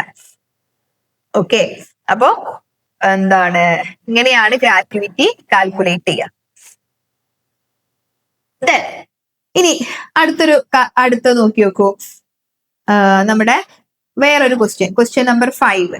Computation of annual value of CA പവൻസ് ഹൗസ് പ്രോപ്പർട്ടി. ഹൗസ് പ്രോപ്പർട്ടിയിൽ നിന്ന് വന്നിട്ടുള്ള ഒരു ക്വസ്റ്റ്യൻ ആണ്. അപ്പൊ ഇതും നിങ്ങളുടെ എന്താ നമ്മുടെ ഇതിൽ വന്നിട്ടുള്ള ഒരു ക്വസ്റ്റ്യൻ ആണ്. അപ്പൊ അത് നിങ്ങൾ നോട്ട് ചെയ്യുക. ഇതൊക്കെ ഇതിൽ നിന്ന് വരുന്ന എല്ലാ പ്രോബ്ലം ക്വസ്റ്റ്യൻസും നമ്മുടെ ഈ ഒരു എന്താ പറയാ നിങ്ങളുടെ ടെക്സ്റ്റ് ബുക്കിൽ വന്നിട്ടുള്ള ക്വസ്റ്റ്യൻസ് ആണ്. അതേ സെയിം ക്വസ്റ്റ്യൻസ് തന്നെയാണ് വരുന്നത്.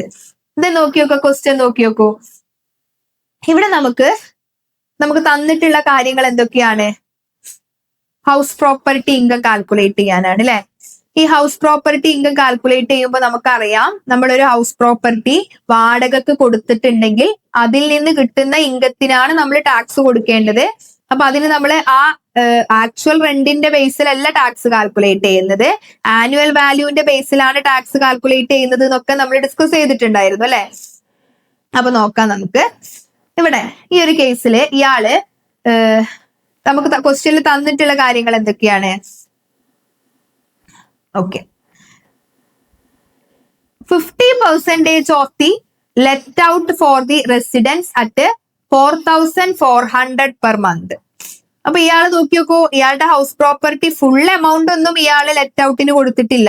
എത്ര ഭാഗം മാത്രമേ ലെറ്റ് ഔട്ടിന് കൊടുത്തിട്ടുള്ളൂ? കുറച്ച് ഭാഗം മാത്രമേ ലെറ്റ് ഔട്ടിന് കൊടുത്തിട്ടുള്ളൂ അല്ലെ. അതായത് 50% ഓഫ് ഹൗസ് മാത്രമാണ് ഇയാള് ലെറ്റ് ഔട്ടിന് കൊടുത്തിട്ടുള്ളൂ. പിന്നെ അടുത്ത എന്താ പറയുന്നത്? ബാക്കി 50%, സോറി ഓക്കെ, 25 അതിൽ 25% ആ ഹൗസിന്റെ 25% അയാൾ എന്ത് ചെയ്തു? അയാളുടെ പ്രൊഫഷൻ, അയാൾ ഒരു CA കാരനാണ്, അയാളുടെ പ്രൊഫഷന് വേണ്ടിയിട്ട് അയാള് യൂസ് ചെയ്തിട്ടുണ്ട്. ബാക്കി 25% അയാൾ താമസിക്കാൻ വേണ്ടിയിട്ടും അയാള് യൂസ് ചെയ്തിട്ടുണ്ട്. ഇതാണ് ക്വസ്റ്റ്യൻ. അപ്പോ ഇതിന്റെ ബേസിലാണ് കാൽക്കുലേഷൻ നടത്തേണ്ടത് അല്ലെ. അപ്പോ വെരി ഈസി ആണ് അല്ലെ. നമ്മളിപ്പോ എന്താ ഇതിൽ കാണേണ്ടത്? നോക്കി നോക്കൂ, ഇവിടെ ആദ്യം നമ്മള് 50% അല്ലെ, 50% എടുക്കേണ്ടത്. അതില് മുനിസിപ്പൽ വാല്യുവേഷൻ ക്വസ്റ്റ്യനിൽ നമുക്ക് തന്നിട്ടുള്ളത് ഇതൊക്കെ നമുക്ക് ക്വസ്റ്റ്യനിൽ തന്നിട്ടുണ്ട്. മുനിസിപ്പൽ വാല്യുവേഷൻ 60,000 രൂപ തന്നിട്ടുണ്ട്. Fair rent 70,000, municipal tax 10%. ഈ നിങ്ങളോട് എന്താണ് ഇതിന്റെ ഹൗസ് പ്രോപ്പർട്ടി ഇൻകം കാൽക്കുലേറ്റ് ചെയ്യാനാണ് പറഞ്ഞിട്ടുള്ളത്. അപ്പൊ ആദ്യം നമ്മൾ എന്ത് ചെയ്യണം? ആനുവൽ വാല്യൂ കാൽക്കുലേറ്റ് ചെയ്യണം അല്ലെ. ആനുവൽ വാല്യൂ എങ്ങനെ കാൽക്കുലേറ്റ് ചെയ്യാം?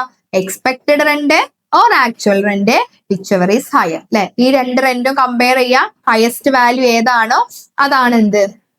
Annual value. അപ്പൊ ഇവിടെ എക്സ്പെക്ടഡ് റെന്റ് നമ്മൾ എങ്ങനെയാ കാണുക? ഫെയർ റെന്റും മുനിസിപ്പൽ റെന്റും കൂടെ കമ്പയർ ചെയ്യുക. ഇതിൽ ഏറ്റവും ഹയസ്റ്റ് വാല്യൂ ഏതാണെന്ന് നോക്കുക. ഇപ്പൊ ഇവിടുത്തെ ക്വസ്റ്റ്യനിൽ മുനിസിപ്പൽ വാല്യൂ എന്ന് പറയുന്നത് 60,000, ഫെയർ റെന്റ് എന്ന് പറയുന്നത് 70,000 ഉണ്ട്. അപ്പൊ ഇതിൽ ഹയസ്റ്റ് വാല്യൂ ഏതാണ് അല്ലെ?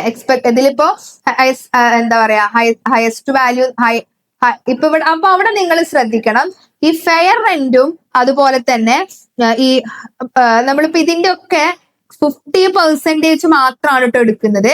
അപ്പൊ ഇവിടെ നോക്കി നോക്കൂ, മുനിസിപ്പൽ വാല്യൂ എന്ന് പറയുമ്പോൾ 60,000 ഉണ്ട്. അപ്പൊ അതിന്റെ 50% മാത്രമല്ലേ നമ്മൾ ലെറ്റ് ഔട്ടിന് വേണ്ടിയിട്ട് യൂസ് ചെയ്യുന്നുള്ളൂ. അപ്പൊ 60,000ന്റെ 50% എന്ന് പറയുന്നത് 30,000. ദെൻ ഫെയർ റെന്റ് എന്ന് പറയുമ്പോൾ എത്രയാണ്? 70,000 ആണ്. അതിന്റെ 50% എന്ന് പറയുമ്പോൾ 35,000 ആണ് അല്ലെ. ദെൻ അപ്പൊ ഇതിൽ നിന്ന് ഏറ്റവും ഹയസ്റ്റ് വാല്യൂ ഏതാണോ? 35,000 ആണ് അല്ലെ. ദെൻ റെന്റ് റിസീവ്ഡ്, ഇയാൾക്ക് എത്ര രൂപയാണ് റെന്റ് റിസീവ് ചെയ്തിട്ടുള്ളത്? റെന്റ് റിസീവ് ചെയ്തിട്ടുള്ളത് എത്രയാണോ? 4,400 റുപ്പീസ് ആണ്. ഓക്കെ, 4,400 റുപ്പീസ് ആണ്. അപ്പൊ അത് ഒരു മാസത്തെയാണ്, നമ്മൾ അത് ഇയറിലേക്ക് കൺവേർട്ട് ചെയ്യണം. അപ്പോൾ ഇയാൾക്ക് കിട്ടിയിട്ടുള്ള റെന്റ് എന്ന് പറയുന്നത് 52,800 ആണ്. അപ്പൊ നമ്മൾ ഗ്രോസ് ആനുവൽ വാല്യൂ ഇപ്പൊ എങ്ങനെ കാൽക്കുലേറ്റ് ചെയ്യാം? 30,000, 35,000, 52,800. ഈ 3 എമൗണ്ടിൽ നിന്നും ഹയസ്റ്റ് വാല്യൂ ഏതാണോ അതാണ് ഗ്രോസ് ആനുവൽ വാല്യൂ. അപ്പൊ ഈ ഗ്രോസ് ആനുവൽ വാല്യൂ എത്രയാണ്? ഇതിൽ ഹയസ്റ്റ് വാല്യൂ 52,800 ആണ്. ഓക്കെ, ഇനി നമ്മൾ എന്ത് ചെയ്യുന്നു? ഇതാണ് ഗ്രോസ് ആനുവൽ വാല്യൂ. ഇനി നമ്മൾ നെറ്റ് ആനുവൽ വാല്യൂ കാൽക്കുലേറ്റ് ചെയ്യണം. നെറ്റ് ആനുവൽ വാല്യൂ ഇങ്ങനെ കാൽക്കുലേറ്റ് ചെയ്യാം? മുനിസിപ്പൽ ടാക്സ് കുറക്കുക. ഇപ്പൊ 52,800ൽ നിന്ന് ഈ 10% മുനിസിപ്പൽ ടാക്സ് മൈനസ് ചെയ്യുക. അപ്പൊ നമ്മള് മുനിസിപ്പൽ ടാക്സ് എങ്ങനെ എടുക്കുക? 60,000ന്റെ 10% എടുക്കുക. ദെൻ അത് അതിൽ നിന്ന് മൈനസ് ചെയ്യുക. ഓക്കെ, അപ്പൊ അവിടെ നിങ്ങൾ ശ്രദ്ധിക്കണം കേട്ടോ. അപ്പൊ ഇവിടെ ഇപ്പൊ നമ്മള് മുനിസിപ്പൽ വാല്യൂ എന്ന് പറയുമ്പോൾ 60,000 ആണ്, അതിന്റെ 10% 6,000 ആണ്. പക്ഷെ നമ്മൾ 50% മാത്രമേ യൂസ് ചെയ്യുന്നുള്ളൂ. സോ നമ്മൾ മുനിസിപ്പൽ ടാക്സ് 3,000 രൂപയാണ്. അതായത് 6,000ന്റെ 3,000 രൂപ എടുക്കുക, അതിൽ നിന്ന് മൈനസ് ചെയ്യാം. അപ്പൊ ഗ്രോസ് ആനുവൽ വാല്യൂയിൽ നിന്ന് ഈ 3,000 രൂപ മൈനസ് ചെയ്തിട്ടുണ്ടെങ്കിൽ നമുക്ക് എത്ര കിട്ടും? നെറ്റ് ആനുവൽ വാല്യൂ കിട്ടും അല്ലെ? എത്ര കിട്ടും? 49,800 കിട്ടും. ഓക്കെ, അപ്പൊ ഇങ്ങനെയാണ് നമ്മളിത് കാൽക്കുലേറ്റ് ചെയ്യേണ്ടത്. നെറ്റ് ആനുവൽ വാല്യൂ കാൽക്കുലേറ്റ് ചെയ്യാനാണ് പറഞ്ഞിട്ടുള്ളത്. കാരണം നമ്മൾ പഠിച്ചിട്ടുണ്ട്, ലെറ്റ് ഔട്ടിന് കൊടുക്കുന്ന പ്രോപ്പർട്ടിയിൽ നിന്ന് മാത്രമാണ് അതിൽ 50% മാത്രമേ ഇയാൾ ലെറ്റ് ഔട്ടിന് കൊടുത്തിട്ടുള്ളൂ. ബാക്കി 25% റെസിഡൻഷ്യൽ പർപ്പസിന് വേണ്ടിയിട്ടും ഇയാളുടെ പ്രൊഫഷന് വേണ്ടിയിട്ടുമാണ് ഇയാൾ യൂസ് ചെയ്തിട്ടുള്ളത്. അപ്പൊ അത് നമുക്ക് ഇൻകം ഫ്രം ഹൗസ് പ്രോപ്പർട്ടിയുടെ അണ്ടറിൽ ഉൾപ്പെടുത്താൻ പറ്റൂല. ഓക്കെ, ഇനി അടുത്തൊരു ക്വസ്റ്റ്യൻ നോക്കി നോക്കാം. എപ്പോഴും നിങ്ങൾക്ക് എക്സാമിന് എക്സ്പെക്ട് ചെയ്യാവുന്ന ക്വസ്റ്റ്യൻ ആണ്. പ്രൊവിഡന്റ് ഫണ്ടിനെ കുറിച്ചിട്ട് വരുന്ന ഒരു ക്വസ്റ്റ്യൻ ആണിത്. ഓക്കെ, അപ്പൊ പ്രൊവിഡന്റ് ഫണ്ട് അല്ലെ, എന്താണ് പ്രൊവിഡന്റ് ഫണ്ട് എന്നും അതുപോലെ തന്നെ ഈ RPF റെക്കഗ്നൈസ്ഡ് പ്രൊവിഡന്റ് ഫണ്ടിന്റെ ടാക്സ് ട്രീറ്റ്മെന്റിനെ കുറിച്ചിട്ടുമാണ് ചോദിച്ചിട്ടുള്ളത്. ഓക്കെ, അപ്പൊ എന്താണ് പ്രൊവിഡന്റ് ഫണ്ട്? ഓക്കെ, നമുക്കറിയാം പ്രൊവിഡന്റ് ഫണ്ട് എന്ന് പറയുമ്പോൾ എന്താണ്? ഒരു റിട്ടയർമെന്റ് ബെനിഫിറ്റ് സ്കീമാണ് അല്ലെ? റിട്ടയർമെന്റ് ബെനിഫിറ്റ് സ്കീമാണ്. എംപ്ലോയർ എംപ്ലോയിക്ക് കൊടുക്കുന്ന ഒരു സ്കീമാണ് അല്ലെ? അതായത് ഇപ്പോ അയാൾ റിട്ടയർ ചെയ്യുന്ന സമയത്ത് എന്ത് ചെയ്യാണ്? അയാൾ അത്രയും കാലം അവിടെ വർക്ക് ചെയ്തിട്ടുണ്ടായിരുന്നു.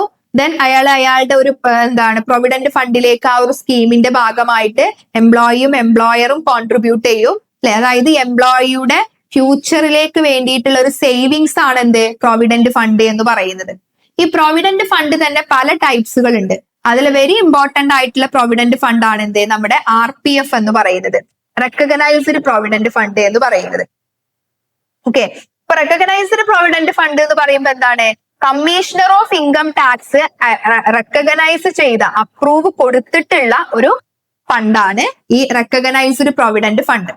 ഓക്കെ, അപ്പോ ഇതിന്റെ ഈ റെക്കഗ്നൈസ്ഡ് പ്രൊവിഡന്റ് ഫണ്ടിന്റെ ടാക്സ് ട്രീറ്റ്മെന്റിനെ കുറിച്ചിട്ടാണ് പറയുന്നത്. എങ്ങനെയാണ് ടാക്സ് ട്രീറ്റ്മെന്റ് എന്നുള്ളതിനെ കുറിച്ചിട്ടാണ് പറയുന്നത്. ഇപ്പൊ ഇവിടെ നമ്മുടെ എംപ്ലോയീസ് കോൺട്രിബ്യൂഷൻ, അതായത് ഇപ്പോ നമുക്കറിയാം പ്രൊവിഡന്റ് ഫണ്ടിലേക്ക് എംപ്ലോയറും കോൺട്രിബ്യൂട്ട് ചെയ്യും, എംപ്ലോയിയും കോൺട്രിബ്യൂട്ട് ചെയ്യും. ഓക്കെ, അപ്പൊ ഇവിടെ എംപ്ലോയി കോൺട്രിബ്യൂട്ട് ചെയ്യുകയാണെന്നുണ്ടെങ്കിൽ ഇപ്പൊ എംപ്ലോയിയുടെ കോൺട്രിബ്യൂഷന് എങ്ങനെയാണ് tax treatment? Employee RPF contribute ചെയ്യുന്നുണ്ടെങ്കിൽ അത് നമ്മള് സാലറിയിലേക്ക് ഇൻക്ലൂഡ് ചെയ്യും. ഓക്കെ, ടാക്സബിൾ സാലറിയിലേക്ക് ഇൻക്ലൂഡ് ചെയ്യും. പക്ഷേ നമുക്ക് എന്ത് ചെയ്യാം? ഡിഡക്ഷൻ കിട്ടും. അണ്ടർ സെക്ഷൻ 80C പ്രകാരം എന്ത് ചെയ്യാം? നമുക്ക് ഡിഡക്ഷൻ കിട്ടും. പിന്നീട് നമുക്കത് കുറക്കാം അല്ലെ? ദെൻ ഇനി എംപ്ലോയറിന്റെ കോൺട്രിബ്യൂഷൻ ആണ് എന്നുണ്ടെങ്കിലോ, എംപ്ലോയറിന്റെ കോൺട്രിബ്യൂഷൻ ഇപ്പൊ എംപ്ലോയിയുടെ സാലറിയുടെ 12% വരെ ഈ എംപ്ലോയർ കോൺട്രിബ്യൂട്ട് ചെയ്യുകയാണെന്നുണ്ടെങ്കിൽ അപ്പൊ അതിന് നമ്മൾ ടാക്സിന് അതിന് നമ്മൾ ടാക്സ് കൊടുക്കേണ്ട ആവശ്യമില്ല. ടാക്സിൽ നിന്ന് എക്സംപ്റ്റഡ് ആണ്. ഈ 12%-നേക്കാളും കൂടുതൽ ഈ എംപ്ലോയർ എംപ്ലോയിക്ക് വേണ്ടിയിട്ട് പ്രൊവിഡന്റ് ഫണ്ടിലേക്ക് കോൺട്രിബ്യൂട്ട് ചെയ്യുന്നുണ്ടെങ്കിൽ അതിന് നമ്മൾ എന്ത് കൊടുക്കണം? ടാക്സ് കൊടുക്കണം. ഫോർ എക്സാമ്പിൾ ആയിട്ട് പറയുകയാണെന്നുണ്ടെങ്കിൽ ഒരു എംപ്ലോയിയുടെ സാലറിയുടെ 15% എംപ്ലോയർ RPF കോൺട്രിബ്യൂട്ട് ചെയ്യുന്നുണ്ടെങ്കിൽ 12% വരെ നമുക്ക് എക്സംപ്റ്റഡ് ആണ്. ബാക്കിയുള്ള 3%, 15 ആണല്ലോ, അതിൽ 3% നമ്മൾ എന്തിനു കൊടുക്കേണ്ടി വരും? ടാക്സബിൾ ആയിട്ട് നമ്മൾ കൊടുക്കേണ്ടി, ടാക്സബിൾ സാലറിയിലേക്ക് നമ്മൾ കൊടുക്കണം. ഇനി അതുപോലെ തന്നെ ഇൻട്രസ്റ്റ്, നമ്മളിപ്പോ RPF നമ്മളിപ്പോ ഇൻട്രസ്റ്റ് ക്രെഡിറ്റ് ആവും അല്ലെ? അപ്പോ നമുക്ക് ഇൻട്രസ്റ്റ് RPF ഇൻട്രസ്റ്റ് എന്ന് പറയുമ്പോൾ 9.5 വരെ ഇൻട്രസ്റ്റ് കിട്ടുന്നതേ ഉള്ളൂ. അതുവരെ കിട്ടുന്നുള്ളൂ എങ്കിൽ നമുക്ക് അതിന് നമ്മൾ ടാക്സ് കൊടുക്കണ്ട.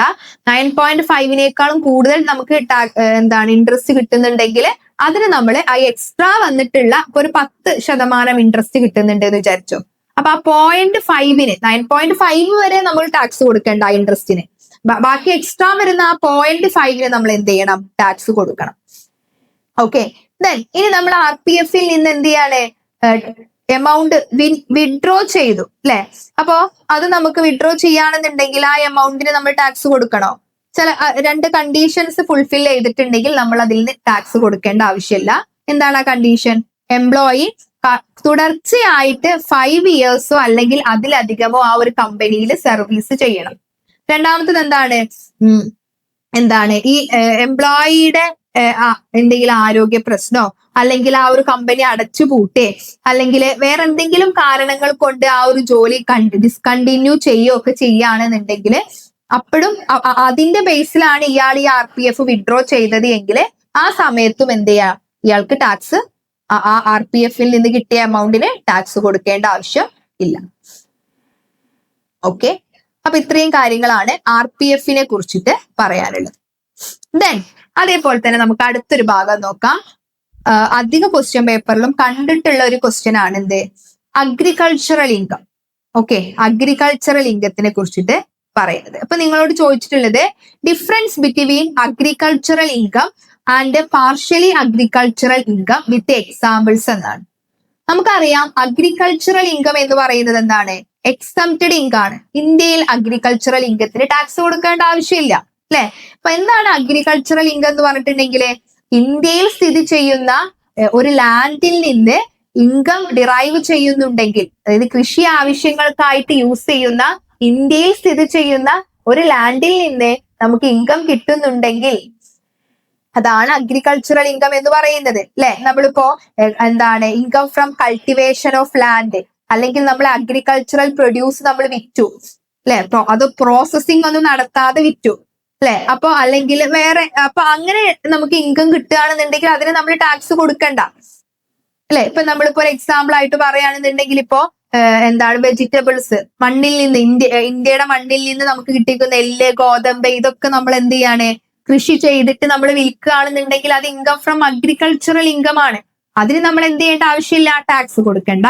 ദെൻ പാർഷ്യലി അഗ്രികൾച്ചറൽ ഇൻകം എന്ന് പറഞ്ഞിട്ടുണ്ടെങ്കിൽ ചില ആളുകൾ എന്ത് ചെയ്യും, അഗ്രികൾച്ചറൽ ഓപ്പറേഷൻസ് വഴി ഇൻകം ഏൺ ചെയ്യും. എന്നിട്ട് എന്ത് ചെയ്യുന്നു, ഇപ്പൊ ഒരു എക്സാമ്പിൾ ആയിട്ട് പറയുകയാണെന്നുണ്ടെങ്കിൽ നമ്മളിപ്പോ ഒരു തേയില കൃഷി തുടങ്ങാണ്. ഒരാള് തേയില കൃഷി ചെയ്യുന്നു. എന്നിട്ട് എന്ത് ചെയ്യാണ്, അത് വിളവൊക്കെ എടുത്ത് അത് പ്രോസസ്സിംഗ് ഒക്കെ നടത്തി ഒരു പൗഡർ ആക്കിയിട്ട് നമ്മൾ വിൽക്കുകയാണ്. അപ്പൊ അവിടെ നോക്കി നോക്കുക, അവിടെ 2 ടൈപ്സ് ഓഫ് ഇൻകം വന്നു. ഏതൊക്കെയാണ്? അഗ്രികൾച്ചറൽ ഇൻകവും വന്നു, ബിസിനസ് ഇൻകവും വന്നു. അയാൾ ബിസിനസ് ചെയ്യാണ് പിന്നീട് അത്. അങ്ങനെയാണ് എന്നുണ്ടെങ്കിൽ ഇയാൾക്ക് ഇതിൽ നിന്ന് കിട്ടുന്ന ഇൻകത്തിന് എല്ലാം അഗ്രികൾച്ചറൽ ഇൻകം ആണ് എന്ന് പറഞ്ഞിട്ട് മുഴുവനും ടാക്സിൽ നിന്ന് ഒഴിവാകുമോ? ഇല്ല. ആ ഒരു സിറ്റുവേഷനിൽ നമ്മൾ എന്ത് ചെയ്യും, അയാൾക്ക് കിട്ടിയ ഇൻകത്തിനെ 2 പാർട്ടാക്കിയിട്ട് ഡിവൈഡ് ചെയ്യും. അഗ്രികൾച്ചറൽ ഇൻകം എന്നും നോൺ അഗ്രികൾച്ചറൽ ഇൻകം എന്നും. ഓക്കെ, ഫോർ എക്സാമ്പിൾ ആയിട്ട് പറയുകയാണെന്നുണ്ടെങ്കിൽ income from growing and manufacturing of tea, income from അതേപോലെ തന്നെ കോഫി, നമ്മളിപ്പോ കോഫി പൗഡർ കാപ്പിക്കുരു നമ്മൾ കൃഷി ചെയ്തിട്ട് അത് ഉണക്കി പൊടിച്ച് ഫ്ലേവേഴ്സ് ഒക്കെ ചേർത്തിട്ട് എന്ത് ചെയ്യാണ്, ബിസിനസ് നടത്തുകയാണെന്നുണ്ടെങ്കിൽ അതെന്താണ്, പാർഷ്യൽ അഗ്രികൾച്ചറൽ ഇൻകം ആണ്. അപ്പൊ ഇത് തമ്മിലൊരു ഡിഫറൻസ് ആണ് നിങ്ങളോട് ചോദിച്ചിട്ടുള്ളത്. ഓക്കെ, അപ്പോ ഇവിടെ നമ്മൾ അഗ്രികൾച്ചറൽ ഇൻകം എന്ന് പറഞ്ഞിട്ടുണ്ടെങ്കിൽ അതിന്റെ മീനിങ് എന്താണ്? അത് അഗ്രികൾച്ചറൽ മുഴുവനായിട്ടും അഗ്രികൾച്ചറൽ ആക്ടിവിറ്റി വഴി നമുക്ക് കിട്ടിയിട്ടുള്ള ഇൻകം ആണ്. പക്ഷെ നോൺ അഗ്രികൾച്ചറൽ ഇൻകം എന്ന് പറഞ്ഞിട്ടുണ്ടെങ്കിൽ അതിൽ നിന്ന് ആ നോൺ അഗ്രികൾച്ചറൽ ഇൻകത്തിൽ അല്ലെങ്കിൽ പാർഷ്യൽ അഗ്രികൾച്ചറൽ ഇൻകം എന്ന് പറഞ്ഞിട്ടുണ്ടെങ്കിൽ ആ ഇൻകം മുഴുവനായിട്ടും അഗ്രികൾച്ചറൽ ആക്ടിവിറ്റി വന്ന് കിട്ടിയ ഇൻകം അല്ല. അതിൽ എന്തും കൂടെ ഉൾപ്പെടുന്നുണ്ട്, ബിസിനസ് ആക്ടിവിറ്റിയും കൂടെ ഉൾപ്പെടുന്നുണ്ട്, അല്ലെ? അപ്പോ അഗ്രികൾച്ചറൽ ഇൻകത്തിന്റെ നേച്ചർ എന്ന് പറയുമ്പോൾ entire income is agricultural. Okay, പക്ഷേ പാർഷ്യൽ അഗ്രികൾച്ചറൽ ഇൻകത്തിൽ എന്തും കൂടെ ഇൻക്ലൂഡ് ചെയ്യുന്നുണ്ട്, നോൺ അഗ്രികൾച്ചറൽ പാർട്ടും കൂടെ ഇൻക്ലൂഡ് ചെയ്യുന്നുണ്ട്. അപ്പൊ ടാക്സബിലിറ്റി എങ്ങനെയാണ്? നമുക്കറിയാം അഗ്രികൾച്ചറൽ ഇൻകം ആണ് എന്നുണ്ടെങ്കിൽ ടാക്സ് നമുക്ക് എക്സംപ്റ്റഡ് ആണ്. പക്ഷെ നോൺ അഗ്രികൾച്ചറൽ ഇൻകം ആണ് എന്നുണ്ടെങ്കിൽ കുറച്ച് പോർഷൻസ് അത് ടാക്സബിൾ ആണ്. ഓക്കെ, അപ്പോ ഇത്രയും കാര്യങ്ങളാണ് ഇതില് ഇമ്പോർട്ടന്റ് ആയിട്ട് വരുന്ന കുറച്ച് കാര്യങ്ങൾ എന്ന് പറയുന്നത്. ഇപ്പൊ ഈ അഗ്രികൾച്ചറൽ ഇൻകവും നോൺ അഗ്രികൾച്ചറൽ ഇൻകവും നമുക്ക് അത് റിലേറ്റഡ് ആയിട്ടുള്ള കുറച്ച് പ്രോബ്ലംസ് ഒക്കെ വരുന്നുണ്ട്. ഇപ്പൊ ടീ ആണെന്നുണ്ടെങ്കിലും കോഫി ആണെന്നുണ്ടെങ്കിലും റബ്ബർ ആണ് എന്നുണ്ടെങ്കിലും അതിന്റെ ഇത്ര പെർസെന്റേജ് മാത്രം അഗ്രികൾച്ചറൽ ഇൻകവും ബാക്കി പെർസെന്റേജ് ബിസിനസ് ഇൻകവും ആയിട്ട് ഇൻകം ആക്കി എടുത്ത് നമ്മൾ അതിന് ടാക്സ് കൊടുക്കണം. അപ്പൊ നിങ്ങൾ ഈ പോയിന്റുകളൊക്കെ വളരെ കൃത്യമായിട്ട് നോക്കണം.